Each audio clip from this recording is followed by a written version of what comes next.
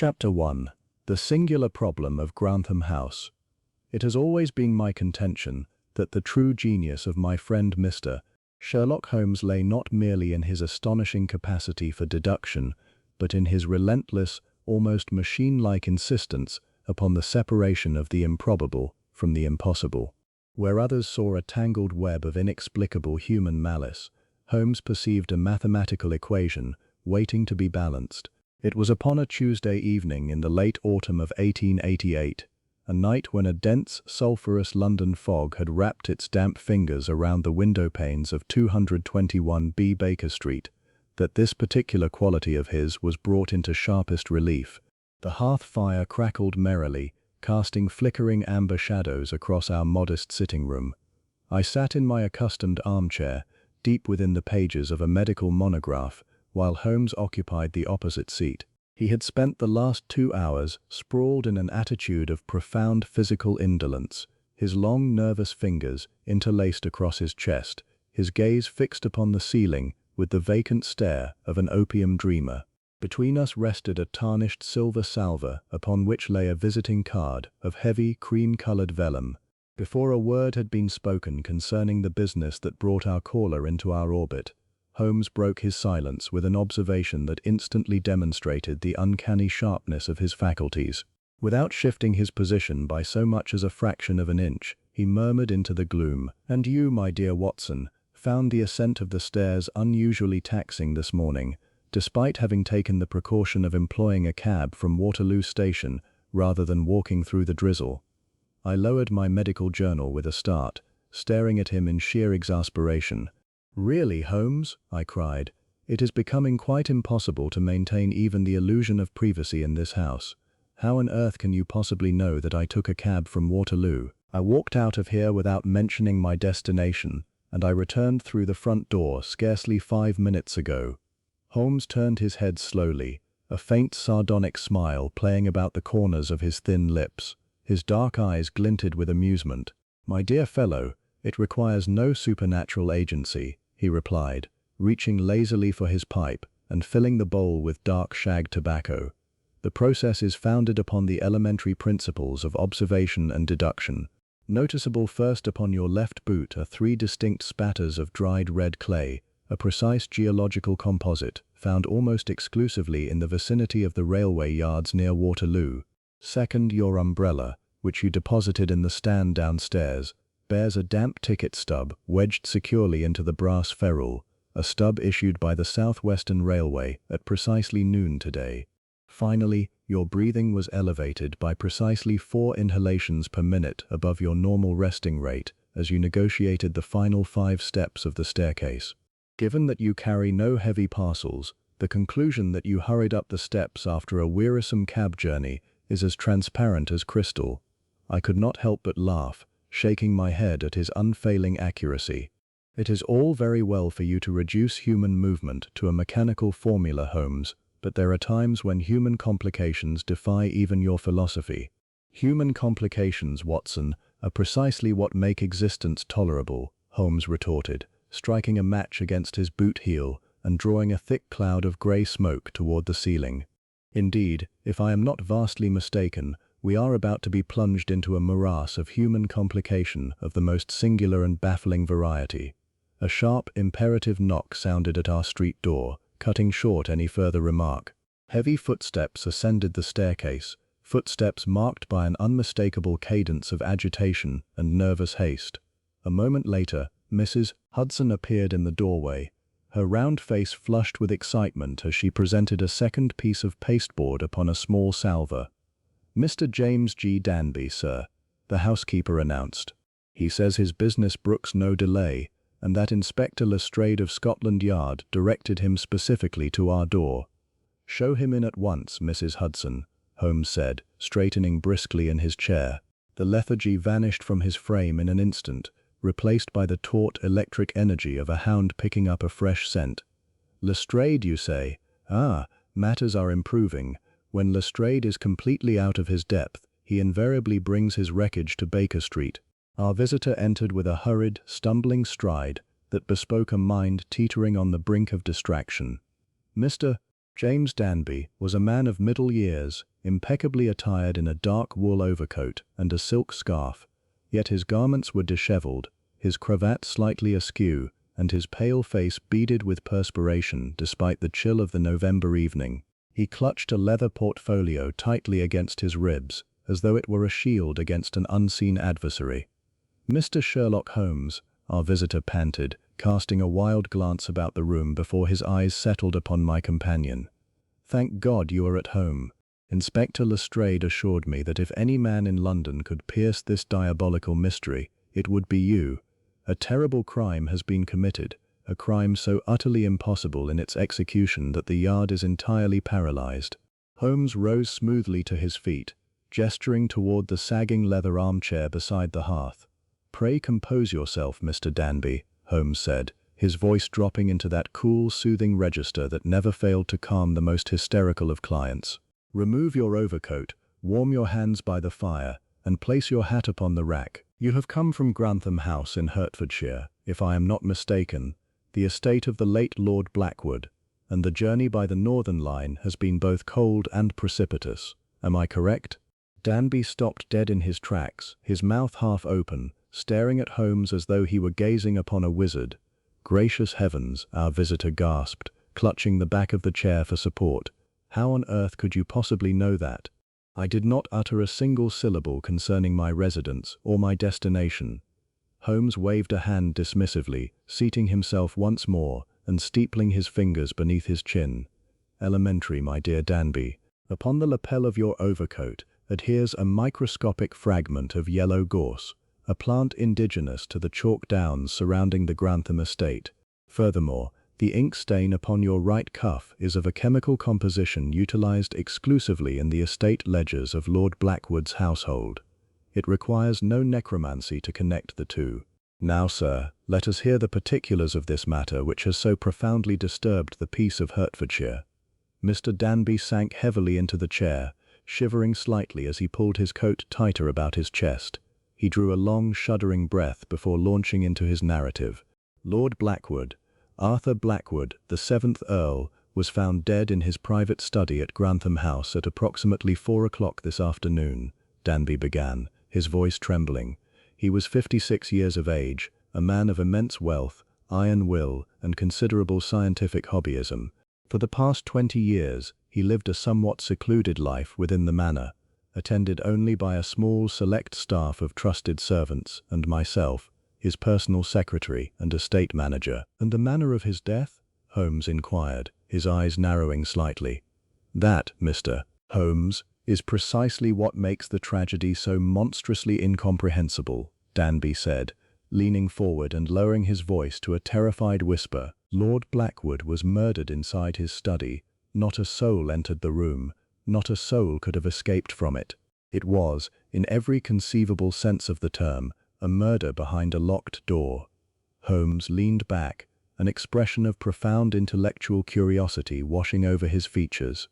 "A locked room mystery, a classic problem in spatial mechanics. Pray continue, Mr. Danby. Let us have every detail, omitting nothing, however trivial it may appear to your own judgment." "It occurred this afternoon," Danby explained, his hands gesturing frantically to emphasize his words. "His lordship had retired to his ground-floor study immediately after luncheon at 1 o'clock. It was his inviolable custom to lock himself within that chamber every afternoon between 1 and 4 to examine his private correspondence and conduct his chemical experiments undisturbed. No servant, not even myself, was ever permitted to interrupt him during those hours upon pain of immediate dismissal. A stringent rule," Holmes observed, "and one which would naturally invite the attention of anyone wishing to commit a crime without immediate interruption." "Quite so," Danby agreed miserably. "At precisely 4 o'clock, I went down the corridor to the study door to deliver a portfolio of urgent financial documents regarding the Northern Railway shares. I knocked upon the heavy oak panel. There was no reply. I knocked a second time, louder. Still silence. Growing uneasy, I tried the brass handle. It was bolted from the inside. I called out his lordship's name, but only an oppressive, heavy stillness answered me. "Did you seek assistance?" I asked, drawn into the narrative despite myself. "Instantly, Doctor. Watson," Danby replied, nodding gratefully in my direction. I summoned the butler, a trustworthy old retainer named Peters, and the head housekeeper, Mrs. Higgins. Together we attempted to force the door, but the oak is 4 inches thick, reinforced with iron bracing, and the heavy iron bolt on the interior rendered it impregnable. We were forced to fetch the heavy iron crowbar from the tool shed. It took us nearly 10 minutes of violent exertion to wrench the door open, splintering the frame and snapping the brass bolt right out of the masonry. And when the door finally yielded, Holmes asked, his gaze piercing. We found a scene of absolute horror, Danby whispered, his face draining of what little color remained. Lord Blackwood was seated slumped over his mahogany writing desk. His head rested upon a ledger, and protruding directly from the center of his back, between the shoulder blades, was the ivory handle of an ornate oriental dagger, a weapon belonging to a collection mounted on the wall cabinet. He was quite dead. The hearth fire was burning brightly, casting a warm glow over the room, but the atmosphere was suffocatingly close. Was there any other person in the room? Holmes demanded. Not a living soul, Danby swore, raising a hand as if taking an oath. The room is remarkably secure. There are 2 tall French windows opening onto the gravel terrace overlooking the rose gardens. Both windows were firmly latched from the inside, their heavy velvet draperies drawn shut against the afternoon chill. The glass was unbroken. There was not a single footprint upon the gravel outside, for the terrace had been freshly raked that very morning by the gardener, and the surface was entirely undisturbed save for our own footsteps when we arrived. The chimney flue is narrow, fitted with an iron grating near the fireplace, through which even a child could not possibly crawl. In short, Mr. Holmes, it was physically impossible for any assassin to have entered that room, delivered the fatal blow, and departed through any known aperture without leaving a trace. Holmes sat in absolute silence for several moments, the smoke from his pipe curling lazily around his aristocratic features. The fire hissed softly in the grate, the only sound in the quiet room save for the ragged breathing of our distraught visitor. Then, slowly, a thin, satisfied smile spread across Holmes's lips. He tapped the ash of his pipe into the silver tray, his eyes gleaming with the fierce delight of a hunter catching the first view of his quarry. A locked room, guarded windows, an undisturbed terrace, and an impossible exit, Holmes murmured, almost to himself. My dear Danby, you bring us a problem of singular beauty. The human mind is remarkably prone to attribute supernatural agencies to simple mechanics when the observer lacks the capacity to perceive the invisible threads connecting cause and effect. He rose abruptly to his feet, tossing his pipe onto the mantelpiece and reaching for his heavy wool overcoat. Watson, collect your revolver and your medical kit. Mr. Danby, you have performed a public service in bringing this matter directly to our attention. A cab is undoubtedly waiting below, or if not, Mrs. Hudson can whistle for one within the minute. Let us wrap ourselves against the November chill and pay a visit to Grantham House. The game is afoot. Chapter 2. The fog-enshrouded grounds of Grantham. The journey to Grantham House was accomplished in an almost unbroken silence. Inside the swaying carriage, Mr. Danby sat huddled in the corner, staring out into the swirling yellow-tinged London fog, with a look of permanent consternation upon his features. Holmes, true to his habit during the incubation phase of an inquiry, had pulled his deerstalker hat low over his brow, his eyes closed, his long fingers drumming a rhythmic, noiseless tattoo against his knee. He was digesting the anatomy of the crime, turning every grotesque detail over in his formidable intellect like a diamond cutter inspecting a flaw in a raw stone. As the carriage rattled past the iron-wrought gates of the estate, the sprawling majesty of Grantham House loomed out of the swirling mist like an ancient fortress of despair. It was an imposing Elizabethan manor of dark red brick and grey stone quoins, its gabled roofs half hidden by skeletal weeping willows that scraped phantom fingers against the upper windows. A single gas lamp flickered near the grand pillared portico, casting a sickly, jaundiced halo over the damp gravel driveway. Standing anxiously beside the steps was a short, stout man in a heavy tweed overcoat, his bowler hat tilted back to reveal a brow furrowed with deep anxiety. It was Inspector Lestrade of Scotland Yard. As our carriage ground to a halt, Lestrade hurried forward, pulling open the door before Danby could even reach for the latch. His face was a picture of professional frustration. "Ah, Mr. Holmes?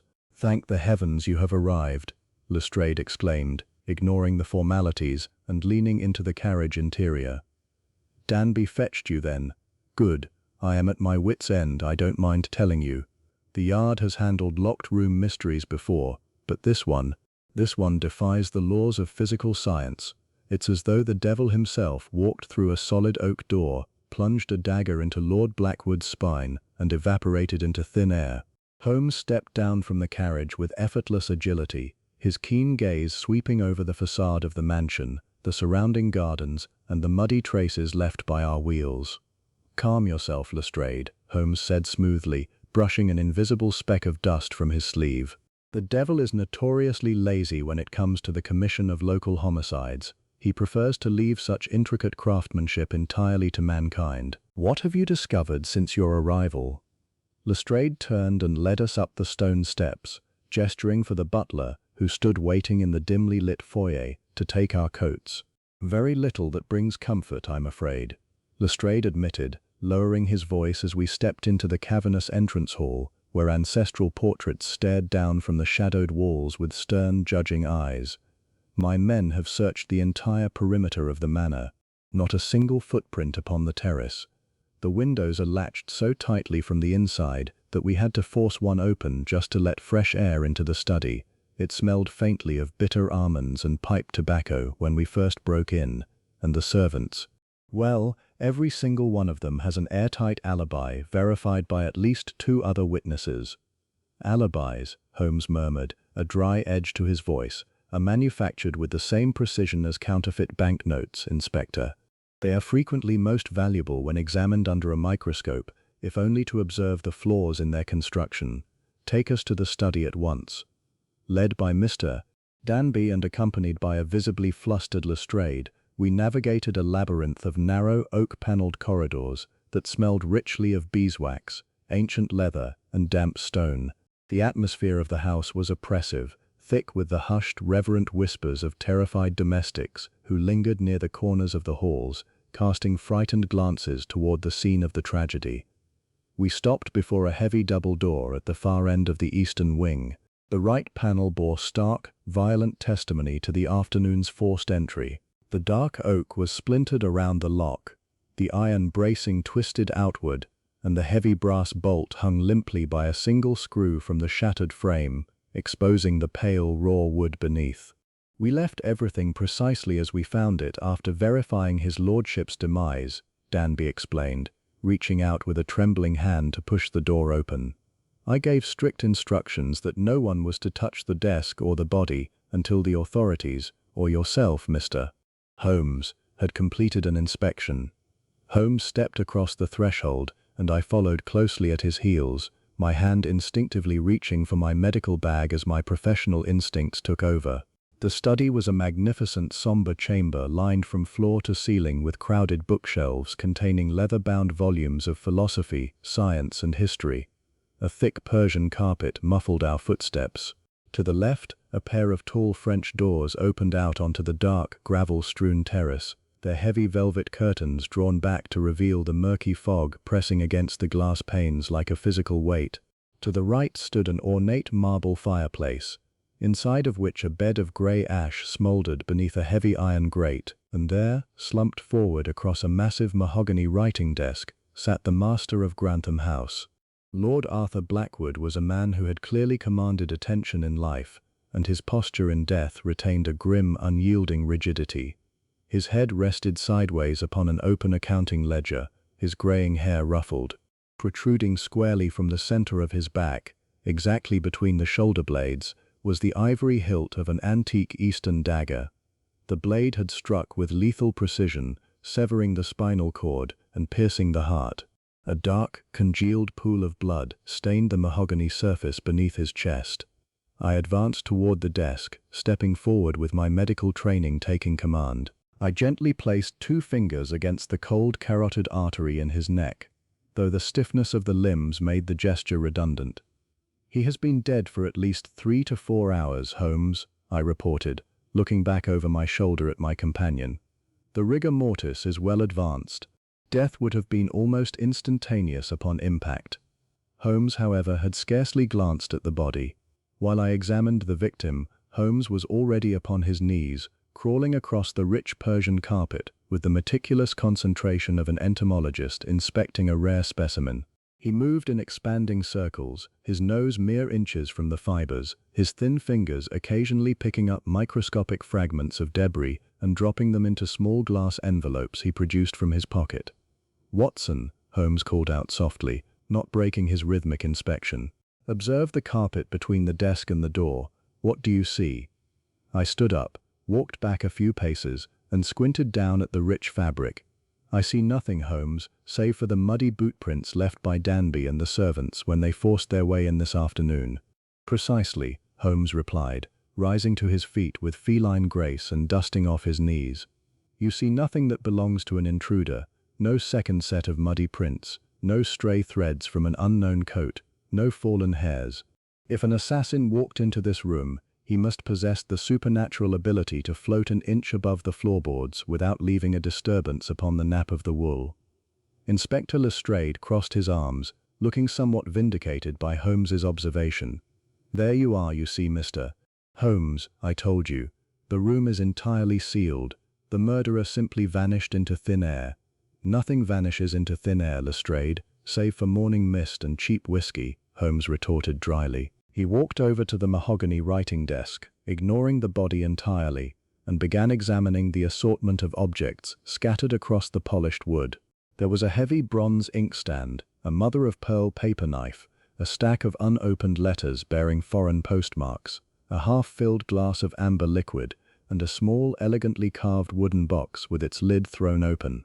Holmes leaned over the desk, sniffing delicately at the rim of the half-filled glass. He dipped the tip of his little finger into the liquid, touched it briefly to the tip of his tongue, and immediately spat into his handkerchief with a slight grimace.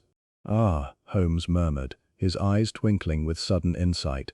"Prussic acid dissolved in port wine, a singularly unpleasant way to spend one's final moments on earth." Mr. Danby gasped, stepping forward in sheer disbelief. "Poison? But the coroner's preliminary examination made no mention of poison. The cause of death was clearly the dagger wound to the back."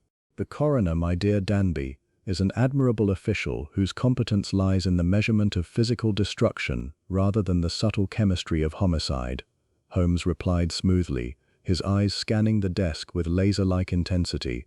"Lord Blackwood was indeed stabbed with an antique dagger, but a man does not naturally sit in an upright position, slumped over an open ledger, if he has just received a fatal stab wound from behind.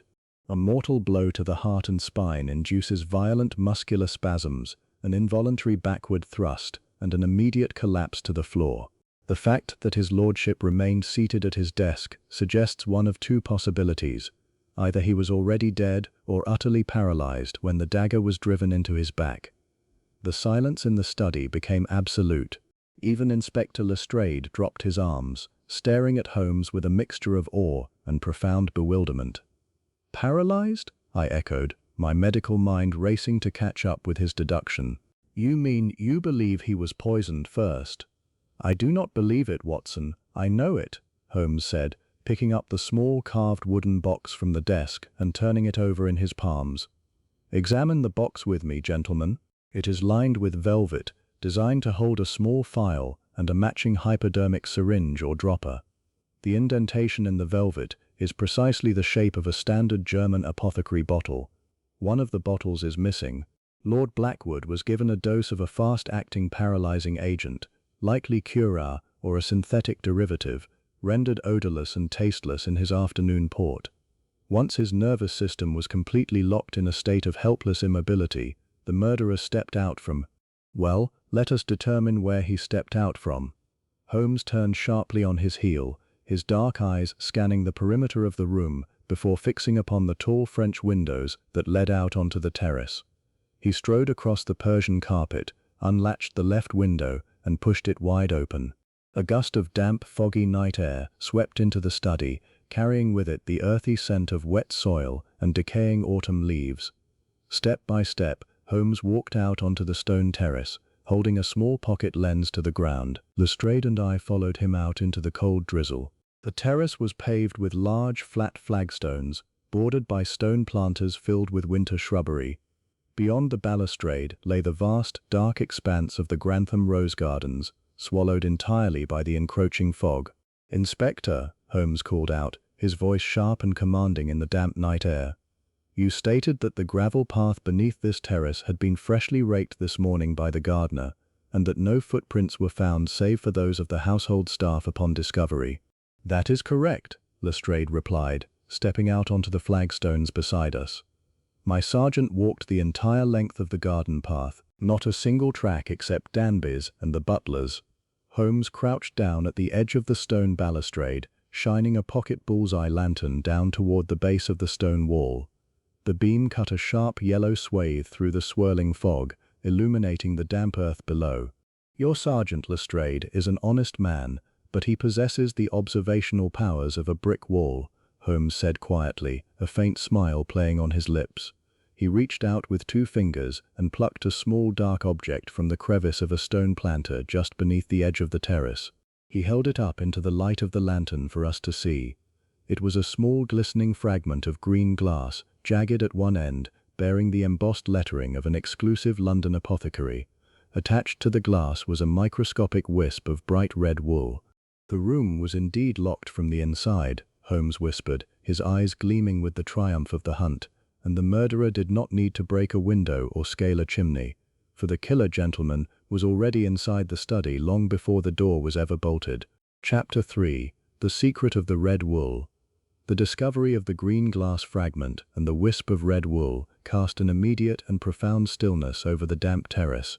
Inspector Lestrade stared at the tiny objects resting upon the palm of Holmes's hand as though they were venomous adders ready to strike. "Glass?" Lestrade muttered, blinking through the swirling tendrils of fog that drifted across the stone balustrade. "An apothecary's file, but Mr. Danby assured us that no one entered the study between 1 o'clock and 4. Are you telling me, Mr. Holmes, that someone smuggled themselves into the room before his lordship locked the door from the inside?" "Not merely smuggled themselves in, Inspector," Holmes replied, his voice dropping into that cool, analytical register that always signaled he was several steps ahead of the official police force. "They were secreted in a place so entirely obvious that it completely escaped the notice of everyone in this household. Let us return inside. The dampness of this terrace is playing havoc with my violin shoulder." We retreated from the freezing drizzle into the warm, book-lined sanctuary of the study. I cast a lingering glance at the lifeless form of Lord Blackwood slumped across the mahogany desk before taking up a position near the marble fireplace. Holmes strode directly to the heavy velvet draperies that framed the French windows, his keen eyes inspecting the brass curtain rings, the pelmet above, and the deep, shadowy alcove formed by the recess of the wall. "Mr. Danby," Holmes said, turning sharply toward our pale and trembling client. "Lord Blackwood was a man of orderly habits, was he not? A creature of rigid routine."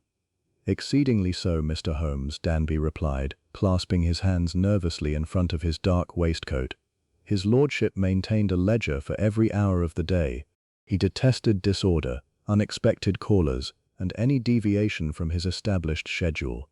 "And who had access to this study prior to 1 o'clock today?" Holmes pressed, stepping closer to the desk and running his fingers lightly over the scattered papers. "Only myself, occasionally when bringing Morning Post or estate accounts," Danby answered promptly. "And of course Mrs. Higgins, the head housekeeper, who oversees the dusting and cleaning every morning between 8 and 9 o'clock, while his lordship was still taking his breakfast in the morning room." "Ah, Mrs. Higgins," Holmes murmured, a faint, knowing light dancing in his dark eyes. "A respectable woman, no doubt. How long has she been in the service of the Grantham family?" "Over 25 years, Danby said with a solemn nod. "She served the present Earl's father as well. She is fiercely loyal, quiet, and discreet, almost a fixture of the manor itself." Holmes nodded slowly, though his expression suggested that loyalty and longevity were qualities that interested him only insofar as they provided a convenient mask for deception. He walked over to the tall mahogany bookcase against the eastern wall, running his long, sensitive fingers along the leather spines of the volumes. "Tell me, Danby," Holmes inquired casually, without looking back. "Did his lordship employ any other personal attendants? A valet, perhaps?" A shadow of hesitation crossed Danby's features. He shifted his weight uncomfortably from one foot to the other before replying. His lordship dismissed his valet, a young fellow named Thomas Briggs, some 3 weeks ago, Danby admitted, lowering his voice slightly. There was an unpleasant incident regarding a missing gold pocket watch and certain irregularities in the wine cellar inventory. Lord Blackwood discharged him instantly without a character reference, despite the boy's tearful protests of innocence. Inspector Lestrade's professional ears perked up instantly at this intelligence. He stepped forward, his eyes widening with renewed hope. "A discharged servant," Lestrade exclaimed, rubbing his hands together. "There you have it, Mr. Holmes, a clear motive for revenge. The young scoundrel, Briggs, holds a grudge against his master, sneaks into the manor, hides himself away until his lordship locks the study, commits the murder out of spite, and makes his escape through a window or a concealed panel." Holmes turned from the bookcase, a dry, sardonic smile playing upon his lips. He let out a soft, dismissive puff of breath. "My dear Lestrade, your capacity for seizing upon the most obvious and superficial explanation never ceases to entertain me," Holmes said smoothly. "If Thomas Briggs were the architect of this crime, he would have required the agility of a circus acrobat and the patience of a stone statue. Furthermore, young Briggs stands 6 feet in height and possesses broad shoulders. Look closely at the wisp of red wool I retrieved from the terrace planter. Does it resemble the coarse, dark tweed worn by a rustic groom or a dismissed valet?" Holmes held up the glass envelope containing the microscopic thread. Under the bright glare of the desk lamp, the crimson fibers shone with a distinct, luxurious sheen. "That is not the wool of a servant's coat," I observed, stepping forward to inspect the fragment more closely.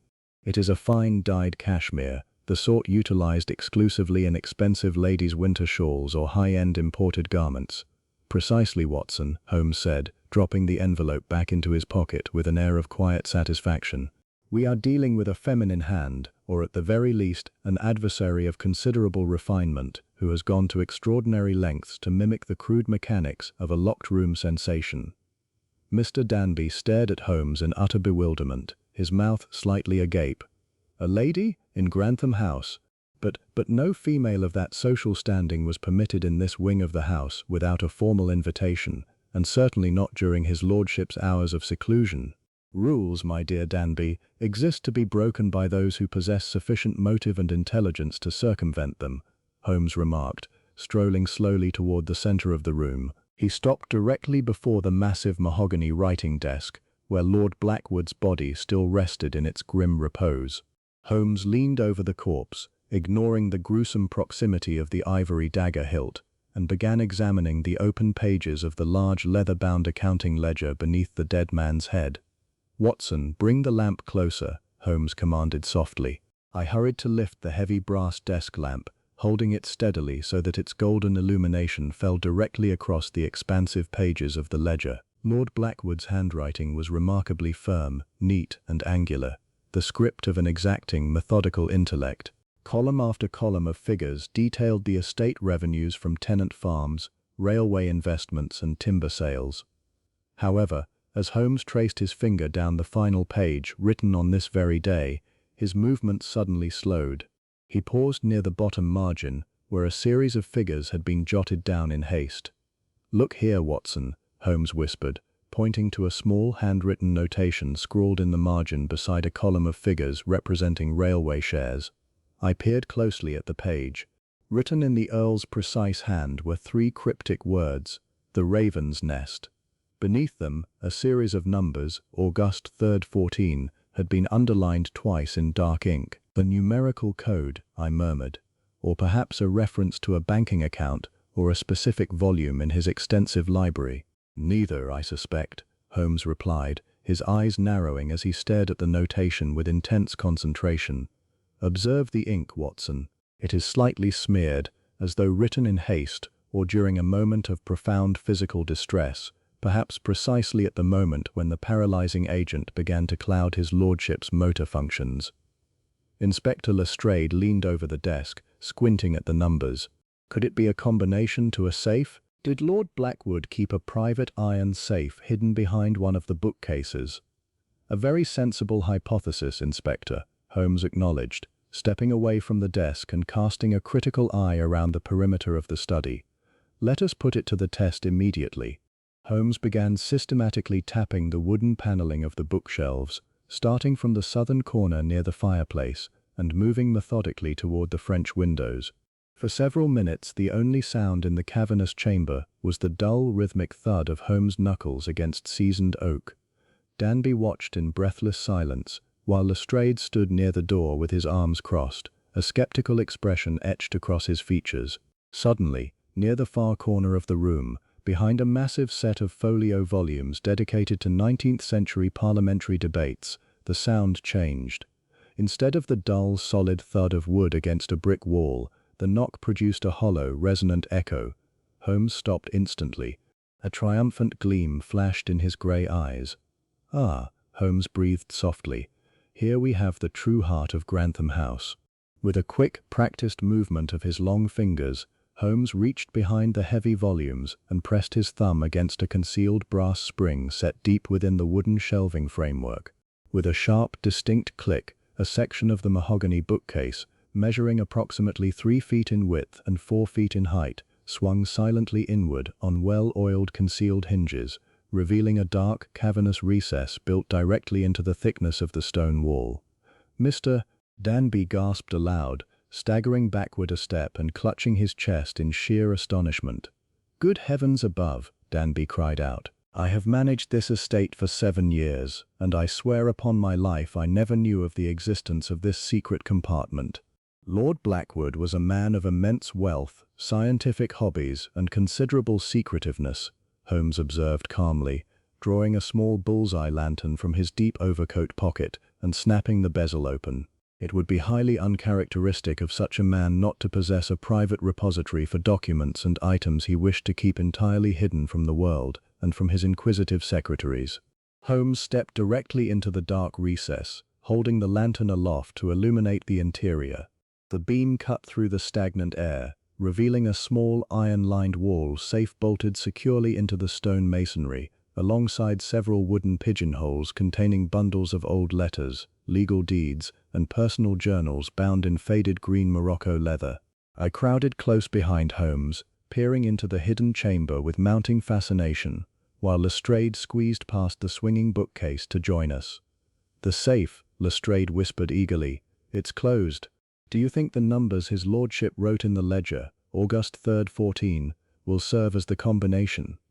"There is only one way to ascertain the truth," Holmes replied coolly. He stepped back out of the recess, approached the heavy iron door of the wall safe, and examined its circular brass dial. Without the slightest hesitation, Holmes gripped the dial with his fingertips, turning it precisely to the numbers recorded in the ledger: 14 to the right, 8 to the left, and 3 to the right. With a satisfying mechanical clunk, the heavy internal bolts retracted. Holmes pulled the iron door open. Inside the safe sat a small collection of items: a velvet-lined pouch containing several heavy diamond rings, a thick stack of banknotes bearing the seal of the Bank of England, and, resting prominently in the center, a small, square, leather-bound ledger labeled simply, "Private Accounts, 1888. Holmes reached inside, bypassed the jewelry and the currency entirely, and lifted the leather-bound ledger out into the light. He flipped open the cover, scanning the handwritten entries with rapid, practiced intensity. As his eyes scanned the first page, Holmes's expression underwent a subtle, dramatic transformation. The casual, intellectual amusement that had characterized his demeanor throughout the investigation vanished entirely, replaced by an expression of grim, unyielding gravity. "Well, Mr. Holmes?" Inspector Lestrade demanded, leaning forward impatiently. "What does it say? Does it name the murderer?" Holmes closed the ledger with a sharp snap that echoed loudly in the quiet study. He turned his piercing gaze toward Mr. Danby, who stood trembling beneath the harsh gaslight, his face as pale as parchment. "It does not name the murderer, Inspector," Holmes said, his voice dropping into a cold, measured cadence that sent an involuntary shiver down my spine. "Instead, it reveals something infinitely more dangerous.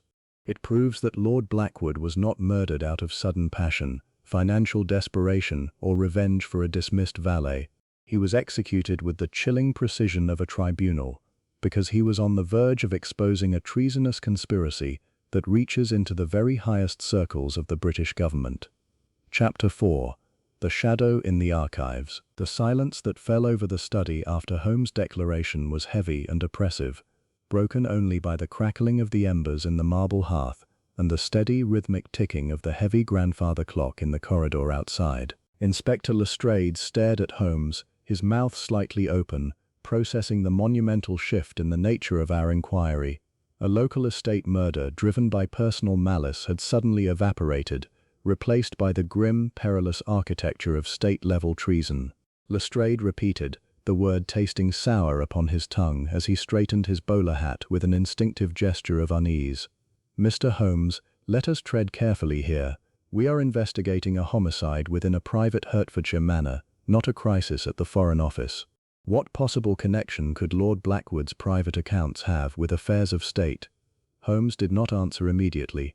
He tucked the leather-bound private accounts, 1888 ledger securely into the deep pocket of his wool overcoat, his grey eyes fixed upon the flickering flames of the hearth. The intellectual exhilaration that had danced in his expression moments earlier had hardened into a sharp, focused intensity. "Lestrade," Holmes said quietly, turning to face the bewildered Scotland Yard detective, "you are a master of routine procedure, and your diligence in securing a crime scene is commendable, but you fundamentally misunderstand the nature of the man who sat at this desk. Arthur Blackwood was not merely a country earl managing tenant rents and railway shares. For over a decade, he sat upon the Secret Advisory Committee for Colonial Defence Logistics. He possessed documents, contracts, and compromising correspondences that could shatter careers in Whitehall, destabilize financial markets from Lombard Street to Berlin, and bring down a sitting cabinet." Mr. Danby gripped the back of a leather armchair for support, his knees visibly shaking beneath his trousers. Good God, his lordship always maintained a vast correspondence with political figures in London, but he spoke of them with such casual indifference. "I had no conception that his private ledgers contained matters of such explosive weight." "Ignorance, my dear Danby, is frequently the most reliable shield against a sudden and violent end," Holmes observed dryly, stepping away from the secret alcove and letting the mahogany bookcase swing silently back into alignment. "Yet your own position in this household places you directly within the gravitational pull of these secrets.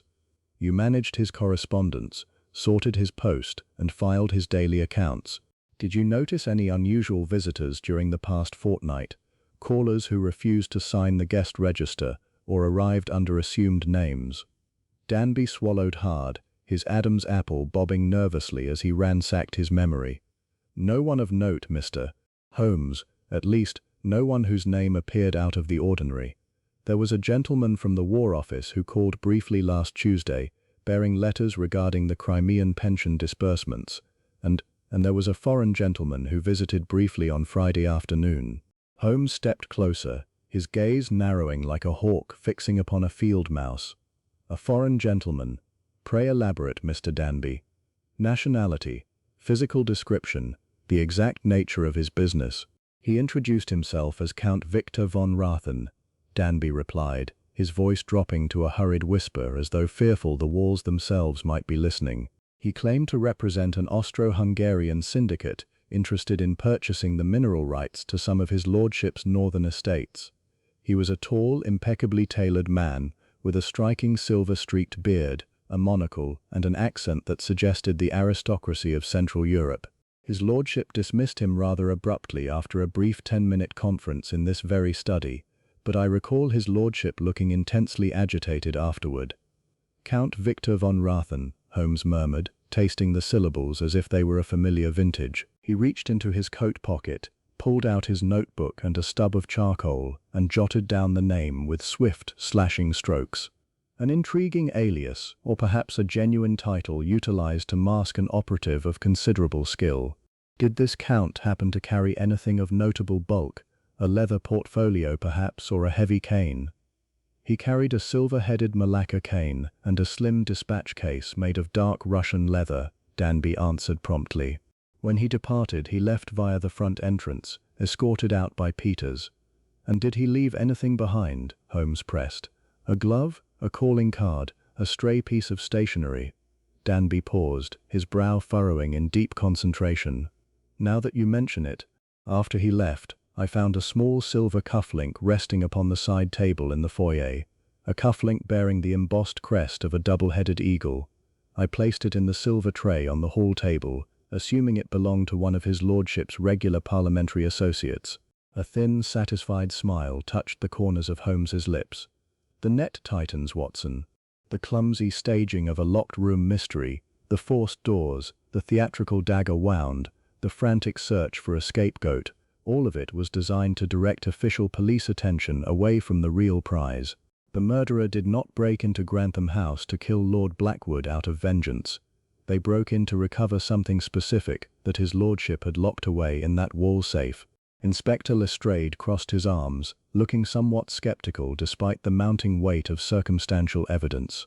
If that is true, Mr. Holmes, why leave the diamonds, why leave the banknotes and the bearer bonds untouched inside the safe?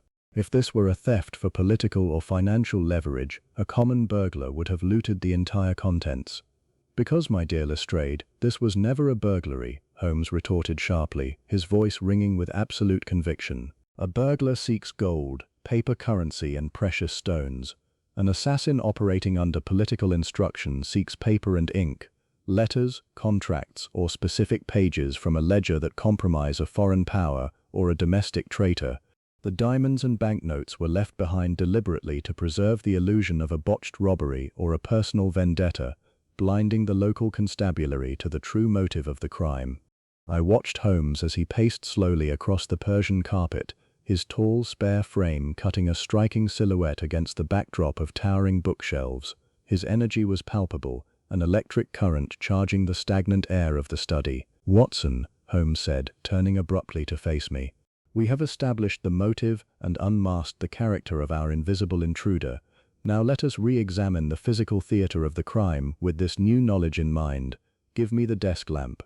I lifted the heavy brass lamp once more, stepping carefully around the lifeless form of Lord Blackwood to illuminate the immediate vicinity of the mahogany writing desk. Holmes dropped to his knees once again, ignoring the rich fabric of his trousers, and directed his attention to the base of the heavy oak writing desk. He ran his long, sensitive fingers along the dark wood of the lower panels, searching for irregularities, seams, or hidden catches. For several minutes, absolute silence reigned in the room. Lestrade watched with a mixture of professional curiosity and thinly veiled impatience, while Danby wrung his hands together, his eyes darting anxiously from the corpse to the detective. Click. The sound was faint, barely audible above the crackle of the hearth fire, but it caused Holmes to freeze instantly. "Ah," Holmes breathed softly, a note of profound triumph in his voice. He pressed firmly against a carved wooden rosette near the bottom right corner of the desk's central pedestal. With a smooth, mechanical sliding motion, a concealed false panel on the side of the pedestal slid open, revealing a hidden compartment tucked away in the deep interior of the desk. I leaned forward eagerly, holding the lamp high. Inside the hidden compartment lay a single object, a cylindrical metal canister, sealed at both ends with heavy red sealing wax bearing the personal signet stamp of the Earl of Blackwood. Protruding from beneath the canister was the corner of a heavy parchment document covered in neat, precise handwriting. Holmes reached in with 2 fingers, carefully lifting the sealed canister and the parchment out into the light. He placed them upon the polished surface of the desk, clear of the bloodstain and the ledger. "What is it, Holmes?" I asked, my heart beating with a sudden, breathless anticipation. "Is it the missing document?" "It is the root cause of tonight's tragedy," Holmes replied gravely. He used his pocket knife to slice through the red sealing wax with surgical precision, sliding the heavy parchment document out from the metal cylinder. He unfolded the document, spreading it flat across the mahogany wood beneath the glow of the lamp. Lestrade, Danby, and I crowded close, peering down at the dense, formal handwriting of the Victorian era. At the head of the document, inscribed in bold, elegant calligraphy, were the words, "Memorandum, the Balkan Railway Concession, and the Anglo-German Defence Pact, strictly confidential." "Good heavens," Danby gasped, reading the opening lines over Holmes's shoulder. That is the secret defence agreement drafted by the Foreign Office last autumn. It outlines the exact troop deployment schedules for the Mediterranean fleet and the strategic fortifications along the Suez Corridor. His lordship was entrusted with reviewing the domestic security implications of the treaty, and someone within Whitehall, or someone closely allied with a foreign intelligence service, was determined to ensure that this document never reached the Prime Minister's desk, Holmes added, his eyes scanning the final paragraphs of the memorandum with rapid intensity. Lord Blackwood discovered the leak. He realized that a prominent member of the cabinet, or a trusted advisor within the inner circle, had sold the defense secrets to Austro-Hungarian agents. He summoned this individual here to Grantham House today to demand a confession, or to announce his intention of laying the evidence before Scotland Yard and the Prime Minister. Inspector Lestrade's jaw tightened, the full gravity of the geopolitical conspiracy finally dawning upon him. My word! If this document were to fall into foreign hands, the strategic balance of power in Europe would be entirely compromised. It could trigger an international crisis, or worse, a war. Precisely, Inspector, Holmes said, standing up to his full height and slipping the memorandum securely into his inner breast pocket alongside the private accounts ledger. And that is why Lord Blackwood had to be silenced before the sun set today. The murderer came here under the guise of a friendly or professional caller, administered the paralyzing agent in his afternoon port while his back was turned, and then, with cold, methodical precision, drove the antique dagger into his spine to stage the murder as an unsolvable locked-room enigma. Then the murderer must still be within the vicinity, Lestrade declared, his police instincts instantly overriding his shock. He whirled around toward the study door. The servants. We must round up every single domestic in this manner, lock down the perimeters, and interrogate every soul beneath this roof before the culprit has a chance to slip out into the fog. Hold a moment, Lestrade, Holmes said, his voice dropping into a sharp, commanding register that stopped the inspector dead in his tracks. Holmes walked slowly toward the French windows, staring out into the dark, swirling void of the November night where the fog pressed thick and grey against the glass panes. He reached out and touched the brass latch of the left window, running his finger along the cold metal surface. There is no need to round up the entire household, Inspector, Holmes murmured, a cold, hard edge to his tone. The murderer is not cowering in the servants' quarters, nor have they fled into the Lincolnshire marshes. They are sitting comfortably beneath this very roof, confident in the perfection of their deception, waiting for the proper moment to make their final move. Holmes turned slowly from the window, his dark eyes fixing upon a specific individual standing near the shadows of the bookshelf. "Isn't that correct, Mr. Danby?" Holmes asked smoothly, his voice slicing through the heavy silence of the room like a razor blade. Chapter 5. The Confession in the Library. The name hung in the damp, stagnant air of the study like a physical blow. For the space of several heartbeats, the only sound in the cavernous chamber was the frantic crackle of the embers in the marble fireplace and the heavy, ragged breathing of our host.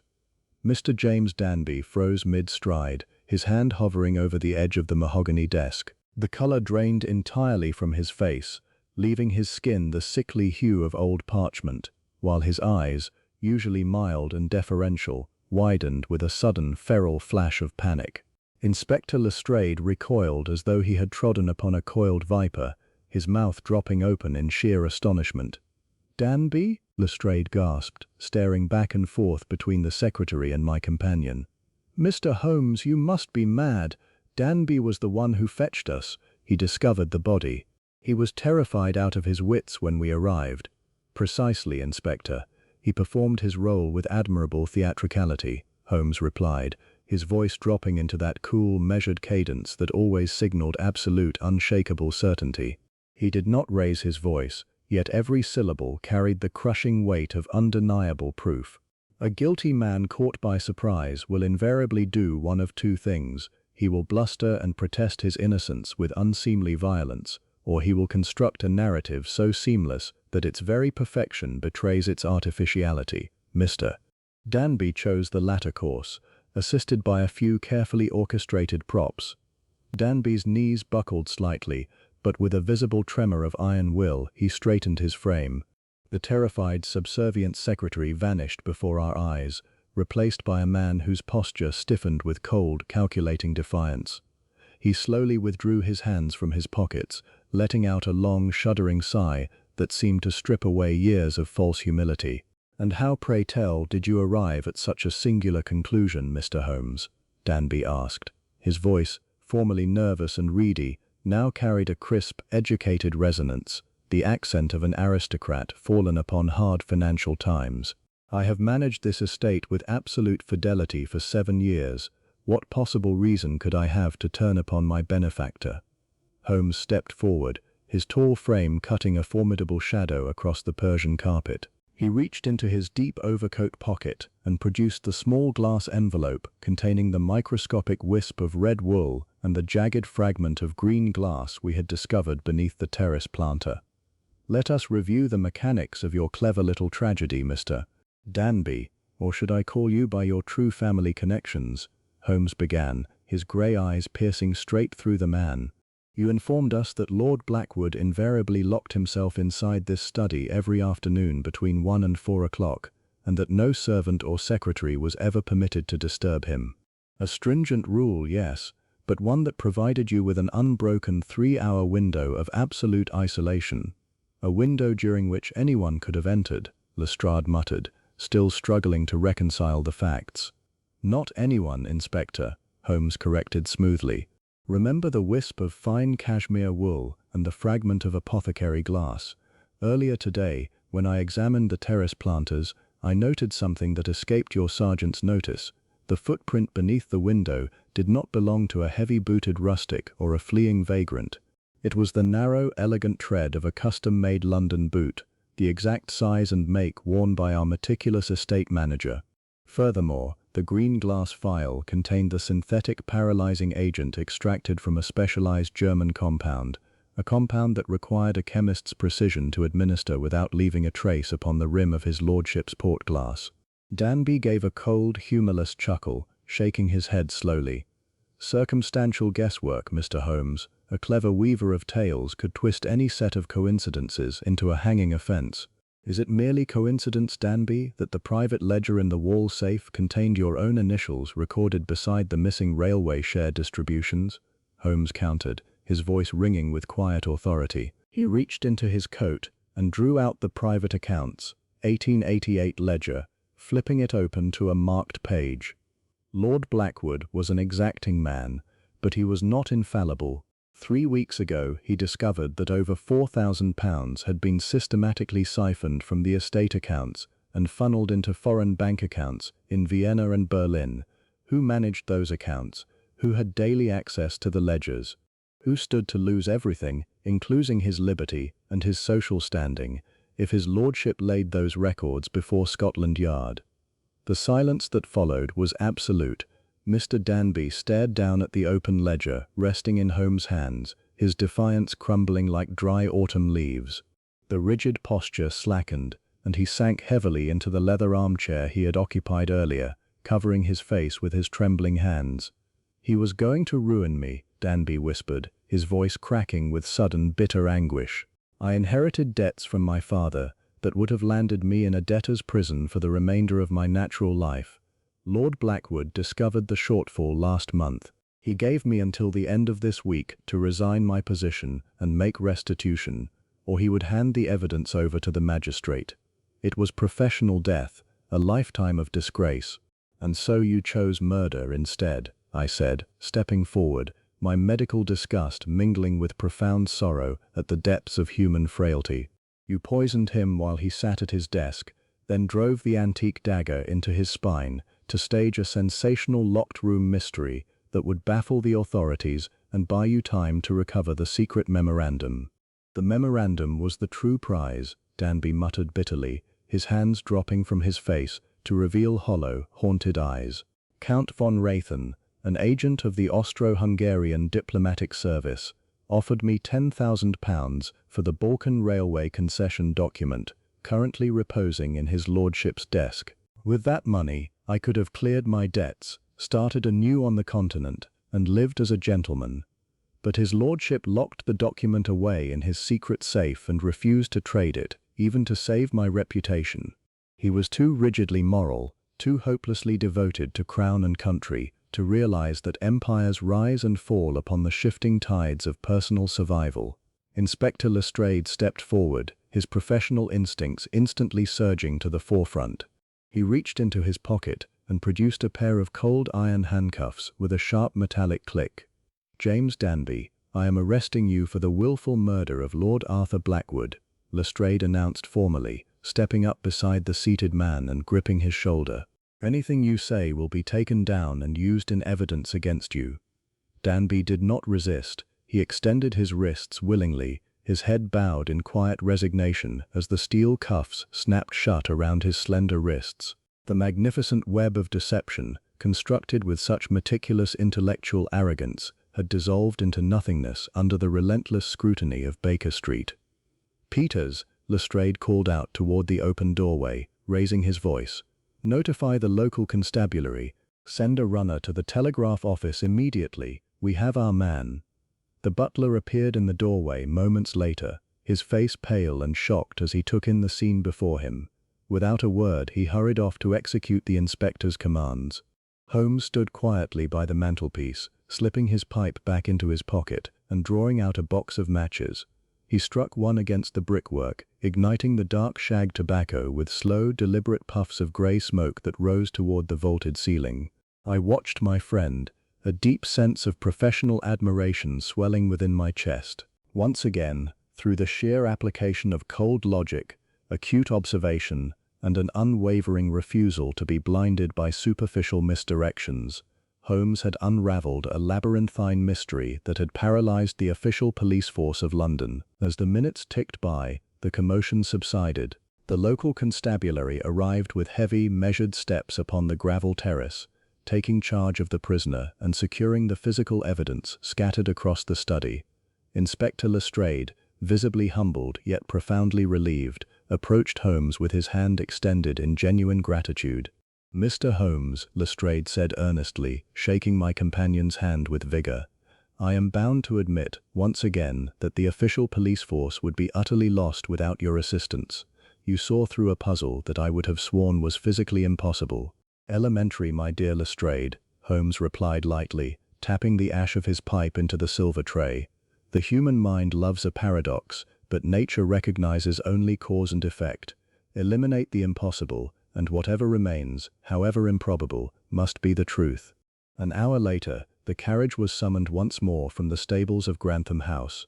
The dense, sulphurous London fog had lifted slightly, replaced by a clear, starlit sky that cast a cold, silvery radiance over the frosted grounds of the estate. As the carriage wheels crunched rhythmically down the gravel driveway, carrying us away from the dark red brick facade of Grantham House and back toward the warm, familiar comforts of Baker Street, I leaned back against the horsehair cushions with a contented sigh. "Another singular chapter closed, Holmes," I remarked, watching the distant twinkling lights of the Hertfordshire countryside fade into the night. "A local murder transformed into a state-level conspiracy, solved in a matter of hours through the sheer power of observation." Holmes sat opposite me in the dim interior of the carriage, his long legs stretched out, his eyes half closed as he drew a final, contemplative puff from his briar pipe. He stared out the carriage window at the silent, starlit road ahead. "And yet, Watson," Holmes murmured softly, a faint, melancholic smile playing upon his lips, "the tragic part of such investigations is not the complexity of the crime, but the utter banality of the human motives driving it. Men will sell empires for £10,000 and risk their immortal souls to escape a temporary embarrassment." He paused, tilting his head as the distant clatter of hooves echoed through the night air, signaling the approach of our next adventure. "Keep your notebook close, my dear fellow," Holmes added, his eyes gleaming with renewed anticipation in the shadows. "London is a vast and restless ocean, and I have no doubt that another singular problem awaits us upon our doorstep before the week is out." Chapter 6. The Illusion of Completion. The morning of Wednesday, the 14th of November, broke over London with a crystalline sharpness that banished the previous night's oppressive fog. A biting frost had descended upon the capital during the early hours, tracing intricate, fern-like patterns of ice across the window panes of our sitting room at 221B Baker Street. Outside, the sky was a brilliant, flawless cobalt blue, and the clatter of horse hooves upon the frozen cobblestones rang out with a crisp, metallic clarity. It was the sort of invigorating, sun-drenched morning that typically lifted the spirits of the entire metropolis. Within our chambers, however, the atmosphere was thick with acrid smoke and brooding discontent. The morning editions of the Daily Telegraph and the Times lay strewn across the breakfast table, their front pages dominated by sensational, bold-type headlines praising the swift resolution of the Grantham House tragedy.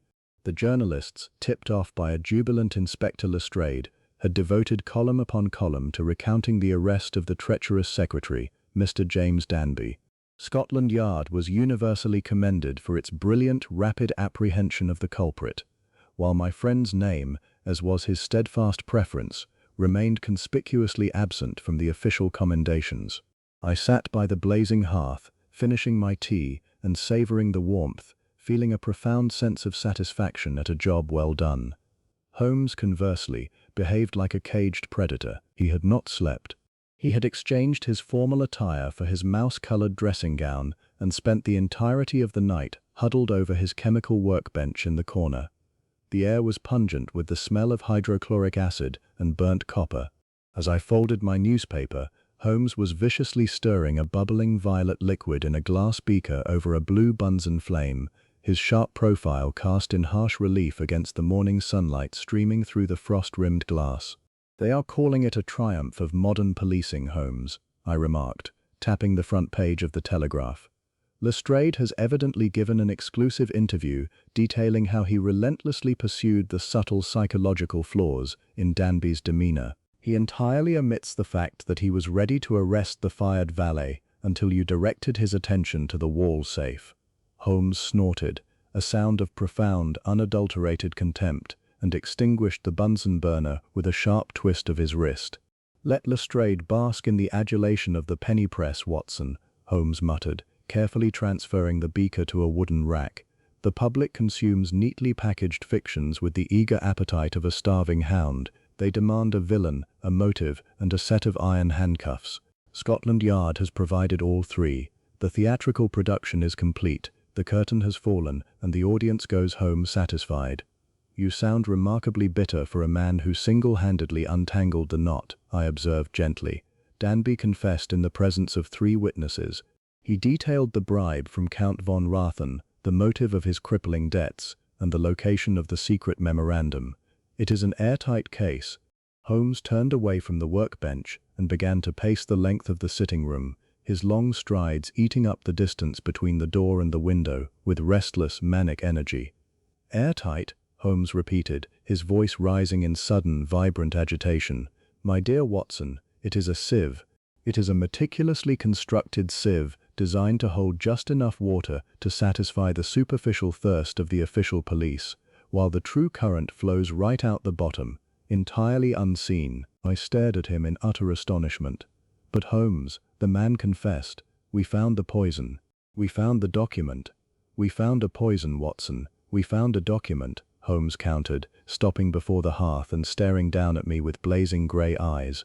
"But consider the glaring, jagged inconsistencies that Danby's neat little confession failed to address. In our haste to secure the political secrets, we allowed the psychological thrill of the discovery to blind us to the physical mechanics of the room."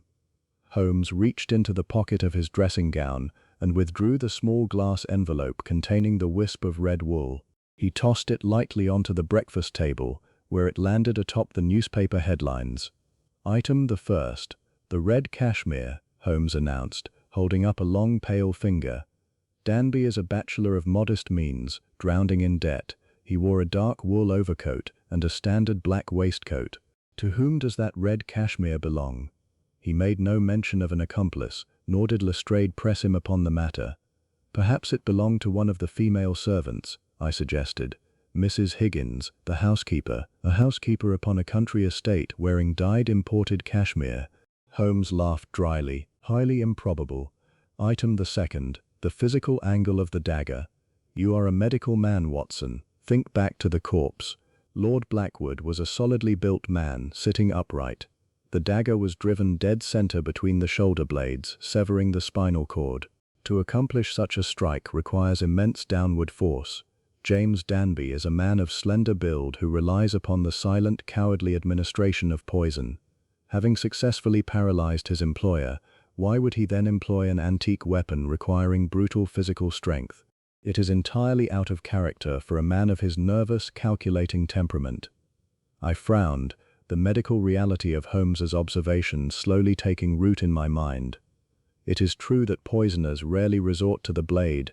The psychological profile is generally one of distance and detachment, not visceral violence.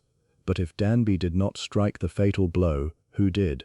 Precisely, Watson. We are arriving at the crux of the matter, Holmes cried, his eyes gleaming with the thrill of the hunt. He whirled around and snatched the heavy parchment document, the memorandum we had recovered from the desk, from where it lay upon his desk.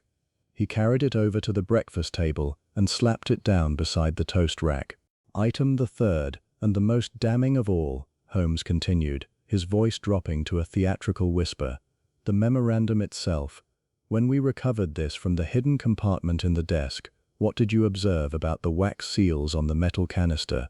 They were intact, I replied, relying on my memory of the previous night, bearing Lord Blackwood's personal signet. Indeed, and yet, if Lord Blackwood had been summoned to Grantham House by the traitor and was preparing to confront him, why would he seal the document away? Why would he not have it out, ready to present as evidence? Holmes traced his fingers over the thick parchment.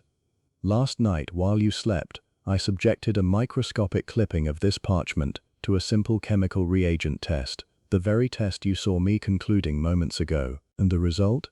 I asked, leaning forward.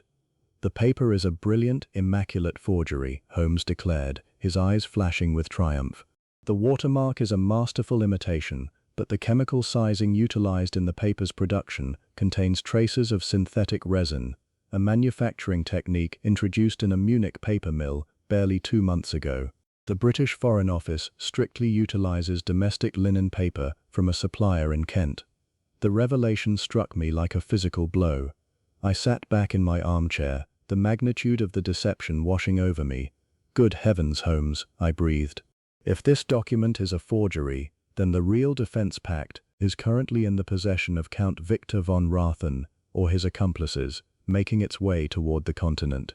Holmes finished grimly. Danby was nothing but a convenient, manipulated pawn. The true mastermind knew that Danby was embezzling funds and used that leverage to force him to administer the paralyzing agent. But Danby never wielded the dagger, Watson. The true assassin, the one wearing the red cashmere shawl, was hiding in that room all along. They delivered the fatal blow, swapped the real memorandum for this Munich forgery, and then slipped away, leaving Danby to lock the door from the inside in a blind panic, thinking he had committed the perfect crime. Before I could fully process this staggering reversal of our entire investigation, the heavy tread of ascending footsteps sounded upon the wooden staircase outside our door. These were not the hurried, frantic steps of a distressed client, nor the heavy official boots of Inspector Lestrade. They were slow, ponderous, and deeply authoritative, the footsteps of a man who carried immense weight, both physically and politically. The sitting-room door swung open, and the massive, imposing figure of Mycroft Holmes filled the frame. Sherlock's elder brother was a man of absolute routine, and it was a matter of extreme rarity for him to venture beyond the hallowed, silent walls of the Diogenes Club, let alone to navigate the labyrinth of London's streets at such an early hour. He was dressed impeccably in a heavy frock coat, holding his tortoise-shell walking stick with a grip that betrayed a subtle, underlying tension. His broad, lethargic face, usually a mask of absolute indifference, wore an expression of grave concern. "Sherlock," Mycroft said, his deep, sonorous voice rumbling like distant thunder in the confines of our sitting room. He gave me a brief, polite nod. "Dr. Watson, forgive the intrusion at this hour, but the matters at hand recognize no respect for civilized schedules." "Mycroft," Holmes replied, entirely unfazed by his brother's sudden materialization. He merely gestured toward the empty armchair opposite mine. "I take it the Prime Minister has read the morning papers and realized that Scotland Yard has arrested the organ-grinder's monkey, while the organ-grinder himself has absconded with the sheet music?" Mycroft lowered his massive bulk into the armchair, which groaned audibly under his weight. He rested his hands upon the silver head of his walking stick and stared at his younger brother with heavily lidded eyes. Your penchant for colorful metaphors remains as tiresome as ever, Sherlock, but your assessment of the situation is distressingly accurate, Mycroft sighed, a sound that seemed to originate from the deepest caverns of his chest. I was informed of Lord Blackwood's demise by a secure telegraph at 3 o'clock this morning. By 4 o'clock I had reviewed the preliminary police reports detailing the recovery of the so-called Anglo-German Defence Pact from the desk. A beautiful forgery, is it not? Holmes noted mildly, gesturing toward the table. Munich resin, if I am not mistaken. You are not mistaken, Mycroft confirmed, his lips tightening into a grim line. And because of that forgery, Her Majesty's government is currently staring into the abyss of a diplomatic catastrophe. The true document outlines the exact tonnage and firing capacities of our Mediterranean dreadnoughts. If that information reaches the Imperial High Command in Vienna or Berlin, our entire naval strategy for the next decade is compromised. I looked between the two brothers, feeling somewhat like a spectator at a high-stakes tennis match where the ball moved faster than the eye could follow. But how did they accomplish it? I asked Mycroft. If Danby was merely a pawn, who executed the true murder, who swapped the documents? Mycroft turned his massive head slowly toward me. Count Victor von Rathen is a formidable intelligence agent, Doctor, but he is primarily a coordinator, a spider sitting at the center of a web. He rarely soils his own hands with blood. When he requires surgical precision, infiltration, and ruthlessness, he employs the services of a specialist, a woman of extraordinary talent, lethal grace, and absolute moral bankruptcy. Holmes' eyes narrowed sharply, his languid posture stiffening as the final pieces of the puzzle began to lock into place. The red cashmere, precisely, Sherlock, Mycroft said heavily. You are dealing with Baroness Elena Rostova, known in certain shadowy corridors of St. Petersburg and Vienna as the Red Contessa. She is an operative of the highest caliber, a master of disguise, and a woman who treats international borders as mere suggestions. She was the one who slipped into Grantham House yesterday. She delivered the dagger strike, secured the authentic memorandum, and planted the forgery to distract the authorities. And Danby? Holmes asked. A convenient fool, Mycroft replied dismissively. Rostova manipulated his debts, provided him with the paralyzing agent, and promised him salvation. Danby drugged Blackwood's port. But when Blackwood fell paralyzed, Rostova stepped from her hiding place, likely the very wall safe you discovered, struck the fatal blow, and took the documents.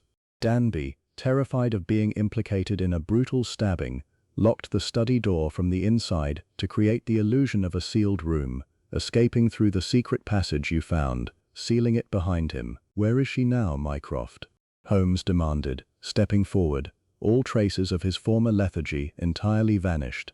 The bloodhound had caught the true scent once more. She boarded the 6:15 express train from King's Cross to Dover this morning, Mycroft stated, checking his gold pocket watch with a fluid, practiced motion. She intends to board the midday ferry to Calais, whence she will transport the memorandum directly to von Rathen's handlers in Paris. You have precisely 4 hours, Sherlock, to intercept her before she reaches the English Channel. Holmes did not waste a single breath on acknowledgement. He spun on his heel, casting off his dressing gown and reaching for his tweed jacket and heavy overcoat. Watson, the game is not merely afoot. It is sprinting toward the coast, Holmes cried, his eyes alight with a fierce, brilliant fire. Bring your revolver and pray ensure it is fully loaded. Baroness Rostova will not surrender her prize with the sheepish docility of a disgraced secretary. We are bound for the Dover Express. Chapter 7. The Race to the Dover Coast. The morning was bitterly cold, the sky above London a brittle, cloudless azure that offered neither warmth nor comfort. The frost that had settled over the metropolis during the night still clung stubbornly to the slate roofs and wrought iron railings, glittering like crushed diamonds in the harsh winter sunlight. There was no rain, no fog to obscure our path, only the stark, blinding clarity of a frantic pursuit. We burst from the doorway of 221B Baker Street, with the explosive energy of men entirely possessed by a singular purpose. Holmes did not pause to whistle for a cab. He dashed directly into the center of the frozen thoroughfare and commandeered a standard two-wheeled hansom that was just discharging a passenger. There was no time for the arrival of private carriages or specialized transport. In the brutal mathematics of time and distance, Every second squandered was a victory for the enemy.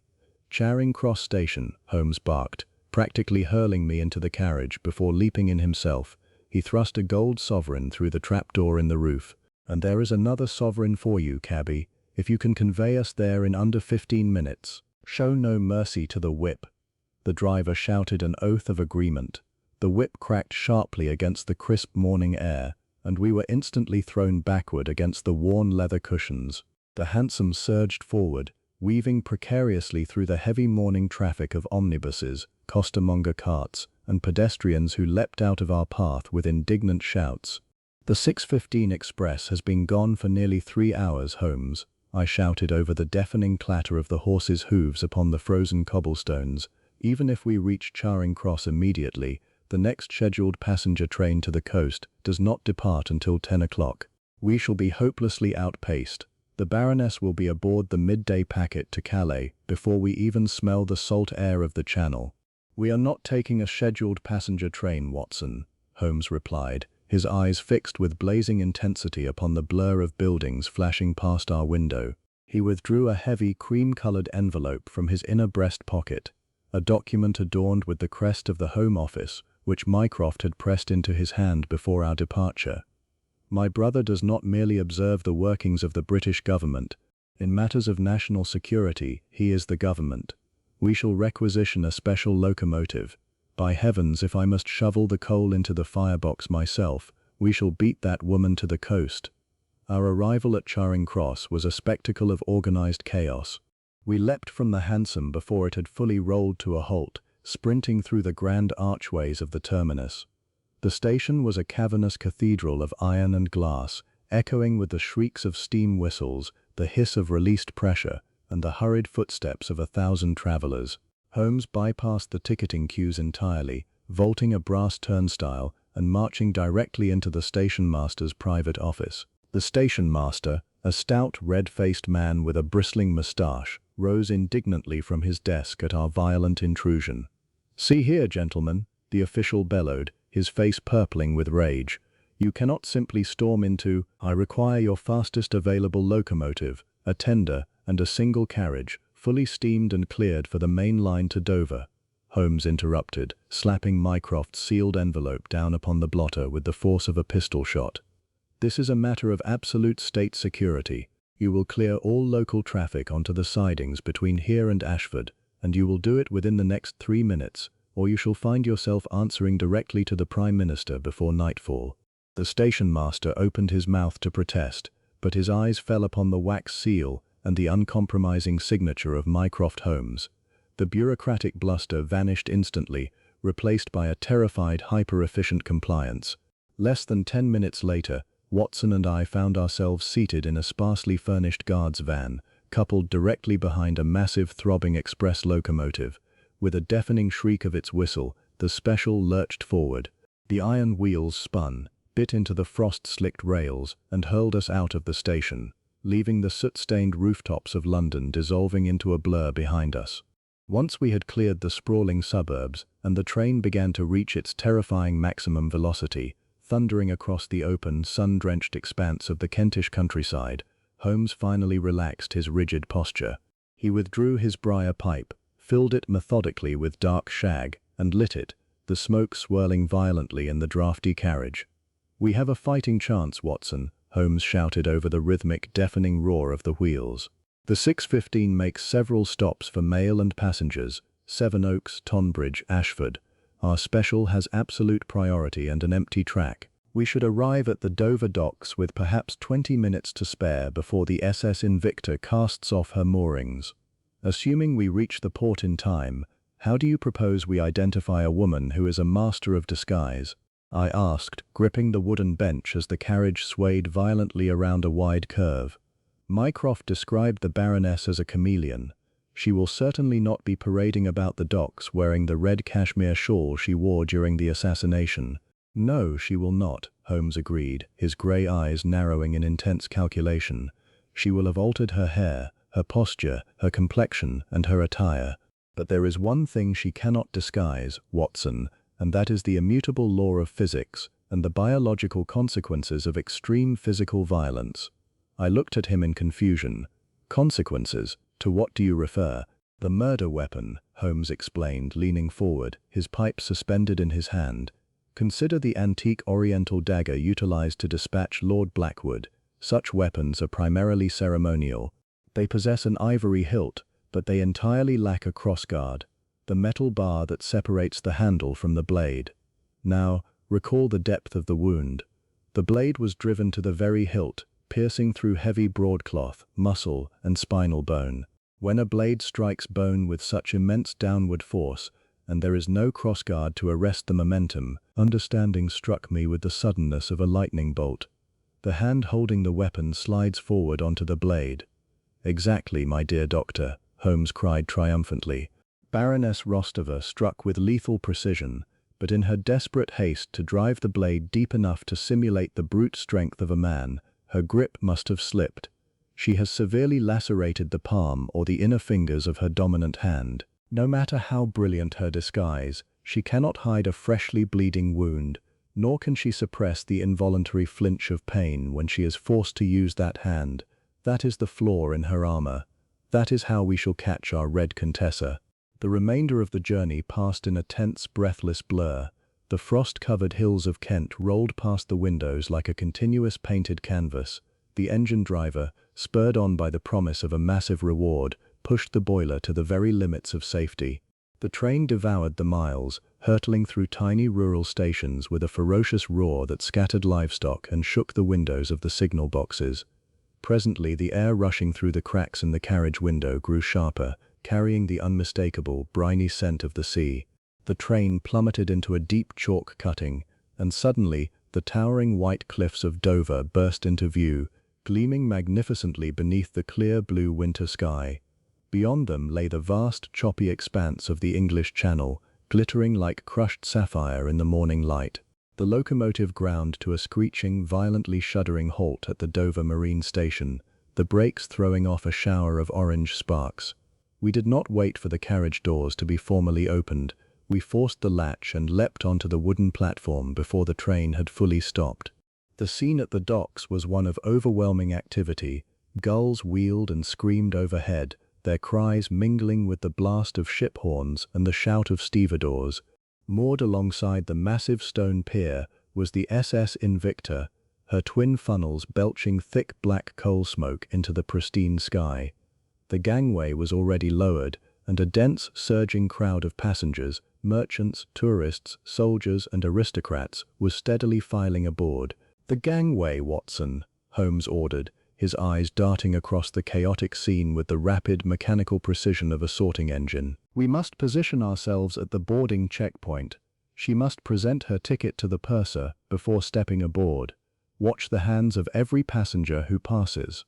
We hurried along the bustling pier, weaving through mountains of steamer trunks and shouting porters, until we reached the foot of the first-class boarding ramp. The purser, a stern-faced officer in a brass-buttoned uniform, stood beside a wooden podium, punching tickets and directing passengers aboard. Holmes positioned himself slightly behind the officer, leaning casually against a pile of canvas mailbags, his deerstalker pulled low over his brow to obscure his sharp features. I stood a few paces away, my hand resting heavily within my coat pocket, my fingers curled tightly around the cold steel handle of my Webley revolver. The tension was agonizing. Every passing minute brought the ferry closer to its departure. The whistle sounded a sharp, 1-minute warning, and the deckhands began to clear the mooring lines. I watched the faces of the passengers. There was a jovial French wine merchant, a pair of boisterous university students, an elderly vicar with thick spectacles, and a young mother wrangling 2 energetic toddlers.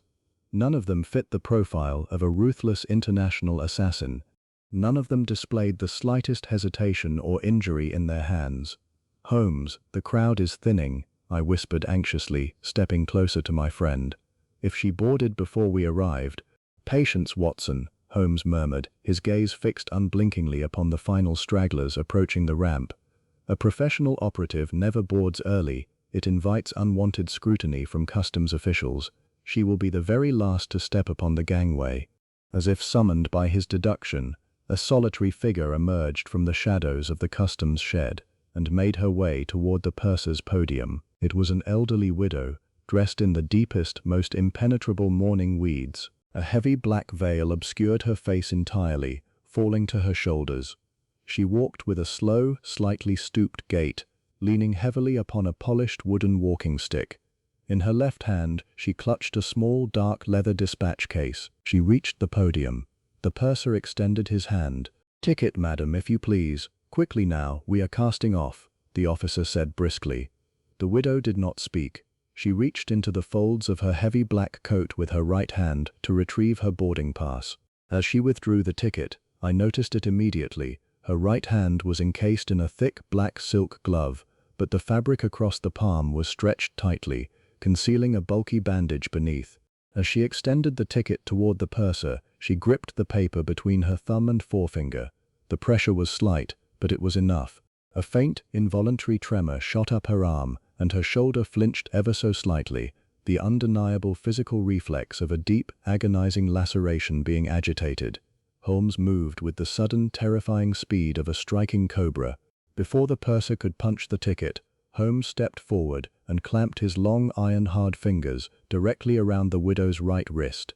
He squeezed, applying deliberate pressure to the bandaged palm. A sharp, breathless hiss of pure agony escaped from beneath the heavy black veil. The widow stumbled, dropping the ticket onto the wooden planks. "A beautifully executed performance, Baroness Rostova," Holmes said, his voice dropping into a register of icy, unyielding authority that cut through the noise of the docks. "The stooped posture is flawless, and the widow's weeds are a masterful touch.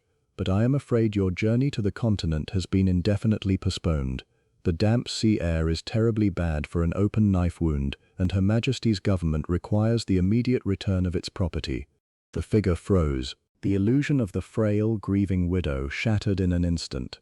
The stooped shoulders suddenly straightened, the posture transforming into one of lethal, taut elegance. Beneath the black veil, a pair of eyes, glinting with cold, murderous intelligence, fixed upon Holmes. Slowly, using her uninjured left hand, she let the leather dispatch case fall to the wooden planks. With a smooth, lightning-fast motion, she reached beneath the folds of her mourning coat, and the cold, metallic click of a revolver hammer being cocked echoed sharply over the roaring steam engines of the SS Invicta. Chapter 8. The Red Contessa. The metallic click of the revolver hammer cocking back was a sound that cut through the chaotic din of the Dover docks with the absolute clarity of a tolling bell. For a fraction of a second, time itself seemed to suspend its forward march. The shrieking gulls, the hiss of the steam engine, the shouting of the stevedores, all of it faded into a muffled background hum, eclipsed entirely by the lethal proximity of the hidden weapon. I did not hesitate. The heavy Webley revolver, which I had kept securely gripped within my overcoat pocket, was instantly drawn and leveled squarely at the center of the widow's black mourning coat. My military training upon the dusty plains of Afghanistan took absolute command of my reflexes. "Drop it!" I roared, my voice harsh and unrecognizable even to my own ears. "Drop the weapon instantly, or I swear upon my soul I shall fire." The purser, realizing with sudden, horrifying clarity the nature of the transaction occurring mere inches from his podium, let out a strangled yelp and threw himself flat upon the wooden planks, scattering passenger tickets to the salty wind. The surrounding travelers, catching sight of the drawn firearms, erupted into a chorus of panicked shrieks, scrambling blindly away from the boarding ramp and leaving us entirely isolated in a rapidly expanding circle of empty space. Yet Holmes did not flinch. He did not release his iron grip upon the woman's bandaged right wrist, nor did he break his intense, unyielding stare at the heavy black veil that concealed her face. "I would strongly advise against any theatrical heroics, Baroness," Holmes said, his voice as calm and conversational as if we were discussing the weather in our Baker Street sitting room. "My friend, Dr. Watson, is a veteran of the Afghan campaign and a marksman of formidable repute. At this distance, a miss is a physical impossibility. Furthermore, the discharge of a firearm upon a crowded dock will instantly summon the harbor police, the customs officials, and the Royal Navy garrison stationed less than half a mile from this very pier. You are a woman of supreme, calculating logic. You must see that your position is entirely untenable."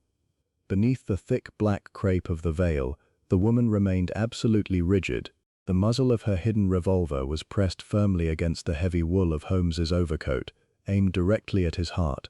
I held my breath, my finger tightening incrementally upon the trigger of my Webley. For 10 agonizing seconds, the standoff held.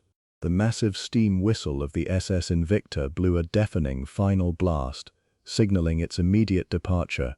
Then, slowly, the tension began to bleed from the woman's posture.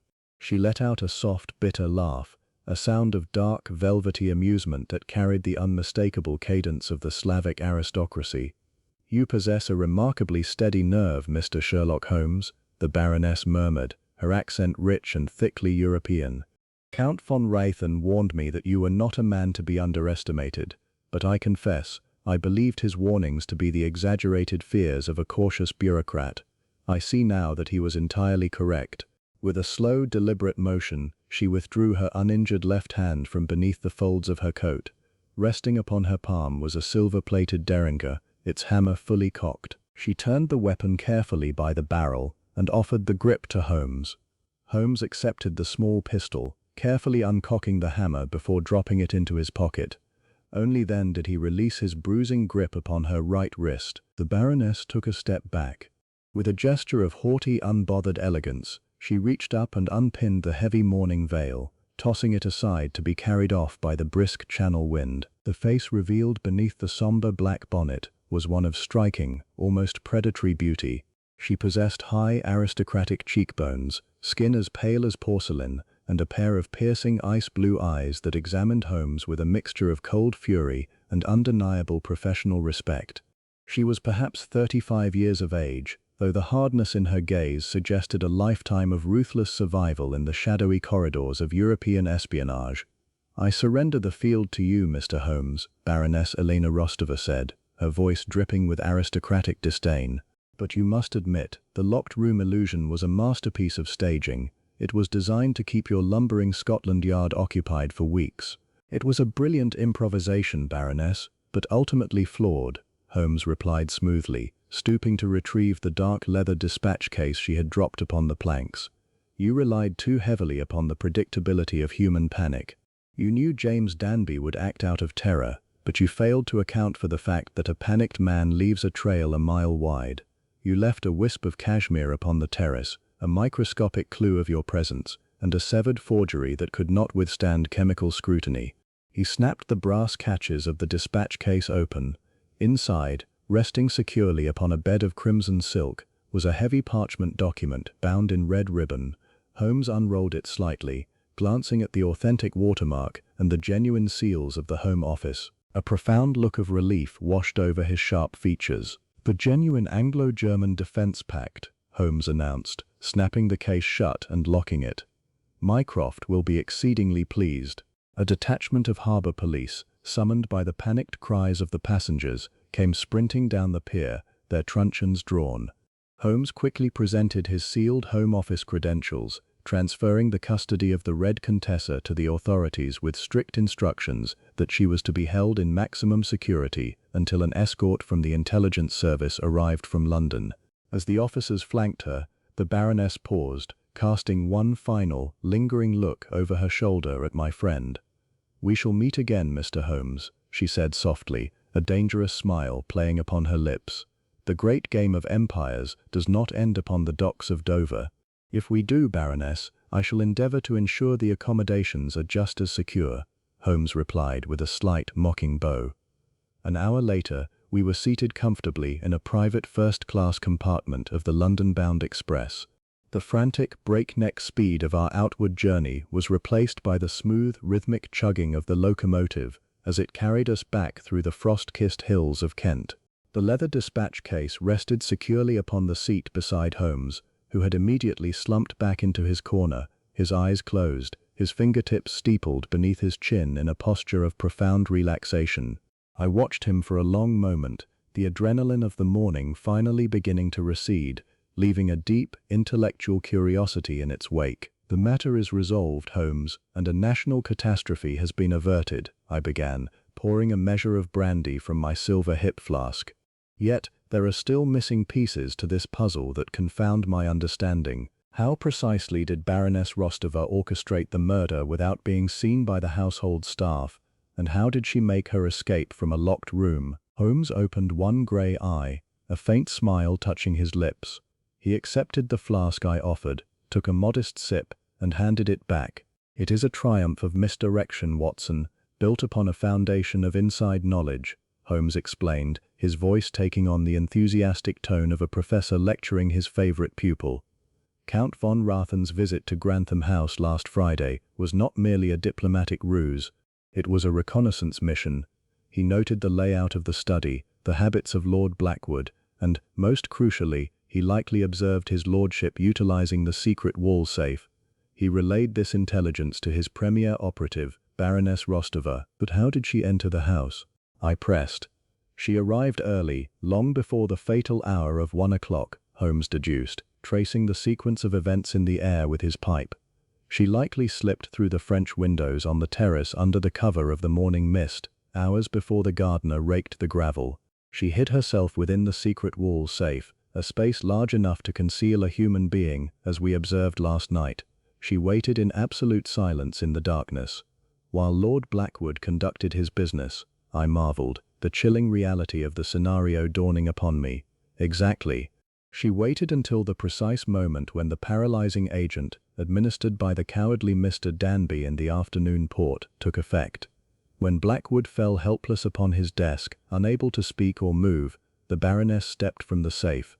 She struck the fatal blow with the antique dagger, lacerating her hand in her vicious haste, retrieved the authentic memorandum, and planted the Munich forgery in its place. But the locked door, Holmes, I insisted. Danby swore he found the door bolted from the inside when he returned at 4 o'clock. And so he did, Holmes nodded in agreement. Because Danby, believing he had successfully paralyzed his employer to buy himself time to steal the document, was terrified when he peered through the keyhole and saw Blackwood sitting dead with a dagger in his back. Danby realized instantly that someone else had committed the murder. Panicked and desperate to avoid the hangman's noose, Danby locked the heavy brass bolt from the inside, intending to create an impossible puzzle that would confound the local police and deflect suspicion entirely away from his own embezzlement. And the Baroness? She simply exited the way she came, Holmes smiled, but not through the windows, for they were latched. She retreated back into the secret wall safe, which undoubtedly possesses a secondary egress point, perhaps a narrow passage leading into the cellars or the servant corridors, a common feature in Elizabethan architecture. While Danby and the household staff were frantically breaking down the heavy oak door, the Red Contessa was slipping quietly out the back of the manor, disappearing into the fog with the defense pact securely in her possession. I sat back against the plush upholstery, astounded by the sheer diabolical elegance of the crime. A masterpiece of overlapping motives, two criminals, operating independently within the same room, each utilizing the other's actions to further their own desperate ends. Precisely, Watson, Holmes said, lighting his pipe and sending a thick cloud of blue smoke toward the carriage ceiling. Danby provided the poison, Rostova provided the blade.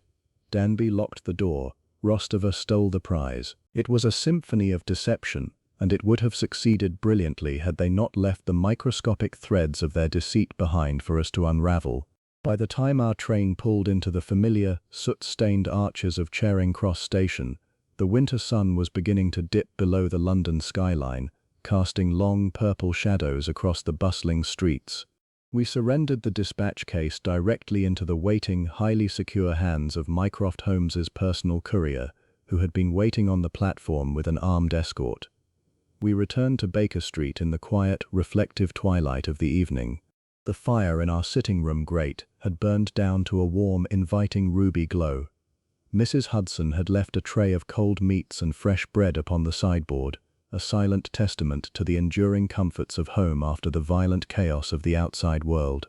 Holmes immediately discarded his heavy overcoat, sinking into his favorite armchair with a deep sigh of profound contentment. He reached for his violin, resting the polished wood against his collarbone, and began to draw the bow lightly across the strings, producing a slow, melancholy melody that seemed to perfectly capture the fading light of the winter evening. "You have done a great service to your country today, Holmes," I remarked, taking my seat opposite him and reaching for my medical journal, which I had abandoned so abruptly the night before. "The Prime Minister himself owes you a debt of gratitude." Holmes did not stop playing, his eyes half closed as the haunting notes filled the quiet room. "Gratitude is a political currency, Watson, and I have no use for it," Holmes murmured, his voice blending seamlessly with the music of the strings. "The politicians may keep their secrets, their empires, and their endless tiresome wars. For me, the true reward lies strictly in the work itself, in the momentary triumph of logic over the chaotic, illogical passions of humanity." He paused, lowering the bow for a brief moment, and cast a fond, appreciative glance in my direction. "Besides, my dear doctor, I have no doubt that by this time tomorrow, Lestrade will have taken full credit in the evening editions for the brilliant capture of a dangerous foreign spy upon the Dover docks, and I, for one, would not have it any other way. The game is concluded. Now, let us have our supper in peace, and wait to see what singular problem the London fog will blow to our doorstep next." Chapter 9. The Requiem of Grantham House. The dawn of Thursday, the 15th of November, brought with it a sullen grey London drizzle that wept softly against the window panes of 221B Baker Street. The triumphant energy that had propelled us across the Kentish countryside toward the Dover cliffs had completely dissipated, leaving in its wake the quiet, melancholic stillness that so frequently settles over our chambers after a violent storm of human passion has run its course. I sat at the breakfast table, nursing a cup of strong chicory coffee and perusing the morning papers. As Holmes had predicted with unerring cynicism, the daily gazettes were awash with glowing editorials praising the extraordinary vigilance and relentless deductive acumen of Inspector Lestrade and the London Constabulary. The capture of Baroness Elena Rostova upon the Dover docks was sensationalized as a textbook triumph of international counter-espionage, with scant passing references to the private consulting experts whose unnamed assistants had supposedly guided the police to their quarry. Holmes, characteristically indifferent to public adulation or official omission, remained stretched out in his armchair across the room. He was clad in his worn dressing gown, his long legs crossed, his fingers steepled beneath his chin as he stared silently into the flickering embers of the hearth fire.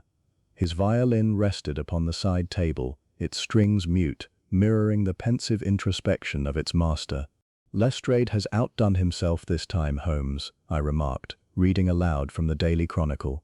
Inspector Lestrade, exhibiting his customary bulldog tenacity, traced the elusive continental agent from the foggy quadrangles of Hertfordshire straight to the maritime gateway of Dover, securing the nation's defense secrets with a masterclass of policecraft. He even manages to make James Danby sound like his own personal informant. Holmes let out a dry, sardonic chuckle, though he did not shift his gaze from the flames. "Let him have his glory, Watson," Holmes murmured, his voice carrying a soft, rhythmic cadence. "Vanity is the natural occupational hazard of men who spend their lives wading through the sewage of human nature. Lestrade needs his headlines to justify his existence to the Home Office, just as the public needs its reassuring fictions to sleep peacefully in their beds. We know the truth of what transpired behind the locked doors of Grantham House. The rest is merely theatrical ink upon cheap paper." Before I could frame a reply, a sharp, authoritative knock sounded upon the heavy street door downstairs. A moment later, the familiar, heavy tread of footsteps ascended our staircase, footsteps that possessed neither the frantic urgency of a panicked client nor the ponderous authority of Mycroft's constitutional stroll. The door to our sitting room swung open, and Inspector Lestrade stepped across the threshold. To give the inspector his due, he looked thoroughly exhausted.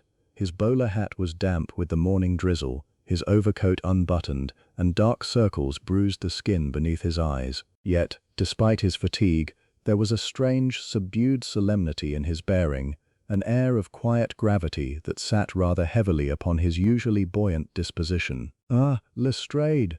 Holmes greeted him smoothly, rising to his feet and gesturing toward the empty chair beside the fire. "Drop your wet coat upon the rack and warm your hands. You look as though you have spent the entire night wrestling with parliamentary bureaucrats and foreign diplomats." Lestrade sighed deeply, unbuttoning his damp coat and tossing it over the back of the chair before sinking gratefully into the seat. He accepted the cup of coffee I poured for him with a silent, appreciative nod. "Bureaucrats are a mild affliction compared to what I have just dealt with, Mr. Holmes," Lestrade confessed, rubbing his temples with a gloved hand.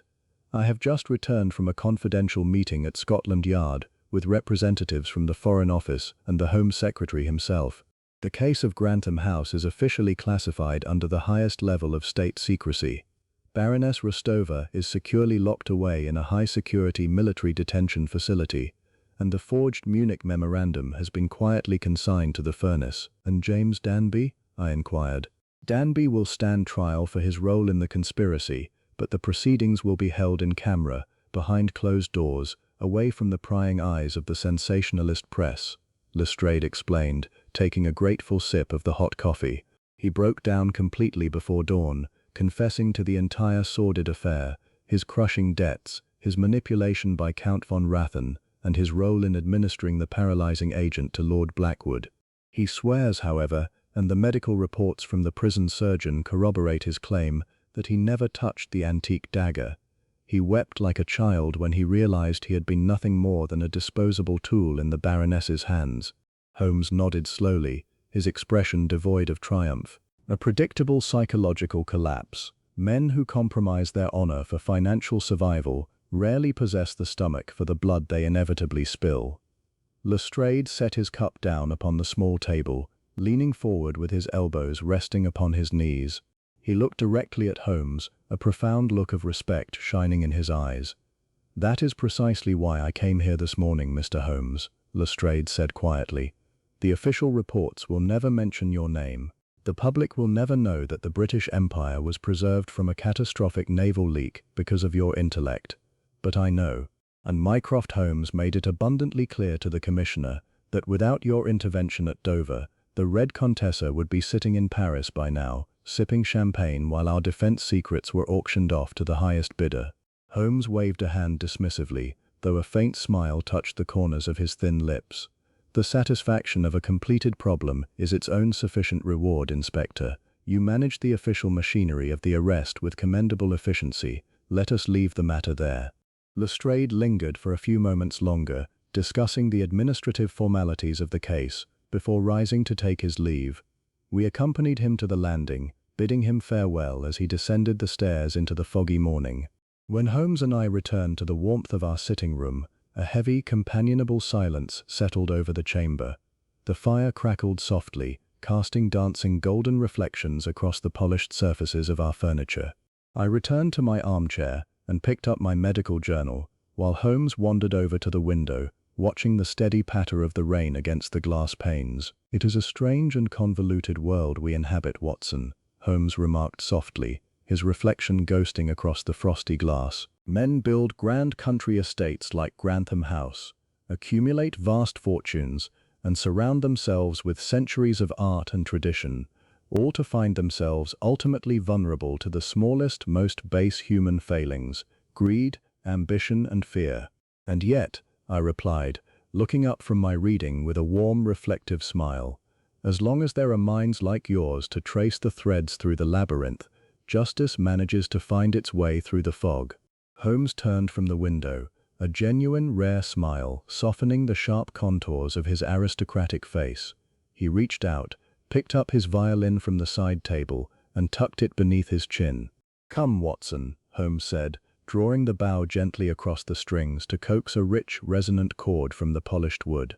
"Let us put Grantham House and its tragic secrets behind us. The rain is clearing toward the east, and I have no doubt that before the evening shadows lengthen, a new client will be climbing our stairs, bringing us a problem far more baffling than a locked study door." Chapter 10.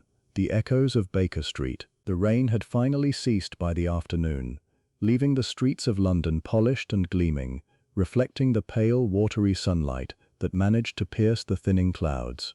The sharp, biting chill of the previous days had mellowed into a damp, pervasive mist that smelled of river mud and coal smoke, the quintessential fragrance of our great, restless city. Inside 221B Baker Street, the air was warm and smelled faintly of pipe tobacco and the sharp, antiseptic scent of chemical reagents. I had spent the better part of the afternoon tidying my medical records, while Holmes had occupied himself with the meticulous recataloguing of his expansive archive of criminal data, a task he performed with a degree of obsessive precision that would have exhausted a lesser man. The quietude was absolute, a profound contrast to the violent turbulence of the previous 72 hours. The Grantham House mystery, with its intricate web of political intrigue, staged murders, and international espionage, now felt like a distant, vivid dream. Yet, as I watched my friend, I saw the familiar restless energy flickering behind his grey eyes, the unmistakable sign that his formidable intellect was already scanning the horizon for the next singular problem. "Watson," Holmes said suddenly, breaking the long silence without looking up from the index cards he was alphabetizing. "Do you recall the case of the Hurlstone estate, the buried treasure, the butler, and the secret ritual?" I looked up from my desk, startled by the sudden shift in his focus. "Of course, Holmes, a most singular affair. Why do you ask?" "I was merely reflecting upon the nature of endings," he replied, his voice dropping into that quiet, contemplative register that he reserved for his more philosophical moods. "In the literature of our time, the curtain falls, the villain is vanquished, the hero retires to a life of quiet contemplation, and the world is restored to a state of perfect, unchanging order. But in reality, there are no true endings, there are only transitions. The mystery at Grantham House was not a self-contained tragedy. It was a single knot in a vast, endless tapestry of human ambition and shadow." He pushed his index cards aside and stood up, walking toward the window to watch the slow, rhythmic movement of the horse-drawn carriages and pedestrians below. "Baroness Rostova will be brought to trial, and the defense pact will be secured within the archives of the Foreign Office," Holmes continued, his silhouette dark against the afternoon light. "But the geopolitical forces that motivated her, the rivalries of empires, the insatiable hunger for strategic advantage, will remain. The stage is merely cleared for the next performance, with different actors in different costumes, playing out the same ancient dramas of greed and survival." I rose from my desk and walked over to stand beside him, observing the steady flow of life in the street below. "And yet you pursue them nonetheless. You dedicate your life to uncovering these truths, even when you know they will not fundamentally alter the nature of the world." Holmes turned to face me, his gaze clear, piercing, and entirely devoid of cynicism. "I pursue them because the human mind, at its highest potential, must seek order in the chaos. The search for truth is the only remedy against the encroaching darkness of ignorance and deception. When a single puzzle is resolved, no matter how insignificant, the world is brought, for one brief, fleeting moment, into a state of perfect mathematical balance. That, my dear Watson, is the only victory that truly matters." A soft, hesitant knock sounded at our street door downstairs. Holmes and I exchanged a sharp, knowing glance. It was an unusual hour for a visitor, the late afternoon light already beginning to wane into the purple shadows of twilight. We heard Mrs. Hudson's muffled voice in the hallway, followed by the sound of footsteps ascending the stairs, steps that were slow, deliberate, and entirely unfamiliar. The door to our sitting room opened, and a young woman stood in the threshold. She was dressed in the modest, elegant attire of a governess, her face partially obscured by a dark, heavy veil. She stood with a posture of such profound, controlled tension that it was immediately apparent she carried a burden of extraordinary weight. "Mr. Sherlock Holmes?" she asked, her voice trembling just enough to betray the depth of her anxiety. I was told that when the official authorities fail to perceive the truth, I might find assistance at this address." Holmes did not speak immediately. He merely inclined his head, his posture shifting into that familiar, alert readiness of a hunter who has just caught the scent of fresh game. He gestured toward the comfortable armchair beside the hearth. "Pray compose yourself, madam," Holmes said, his voice dropping into that cool, soothing register that never failed to calm the most hysterical of clients. "Remove your veil, warm your hands by the fire, and tell us precisely what trouble has brought you to our doorstep. My friend Dr. Watson and I are entirely at your disposal." The woman stepped into the room, her movements stiff and cautious. As she reached up to unpin her veil, I saw that her hands were encased in thick, dark kid gloves. She moved with a strange, unnatural grace, her eyes scanning the familiar, clutter-filled room with a mixture of hope and desperate, clawing fear. As she lowered the veil, I caught a glimpse of her face, pale, beautiful, and etched with the unmistakable lines of a sleepless, harrowing ordeal. She opened her mouth to speak, and for a fleeting, surreal moment, I felt as though the previous adventure had not truly ended, but had merely transformed into a new, darker chapter of the same grand, unpredictable narrative. "I am Clara Vance," she whispered, her voice barely audible above the crackling of the fire. "And I have come because I believe that someone in my household is attempting to commit a crime that is, by all accounts, physically impossible to stop." Holmes stepped forward, his eyes gleaming with the fierce, brilliant fire of a man who had finally discovered his purpose for the day.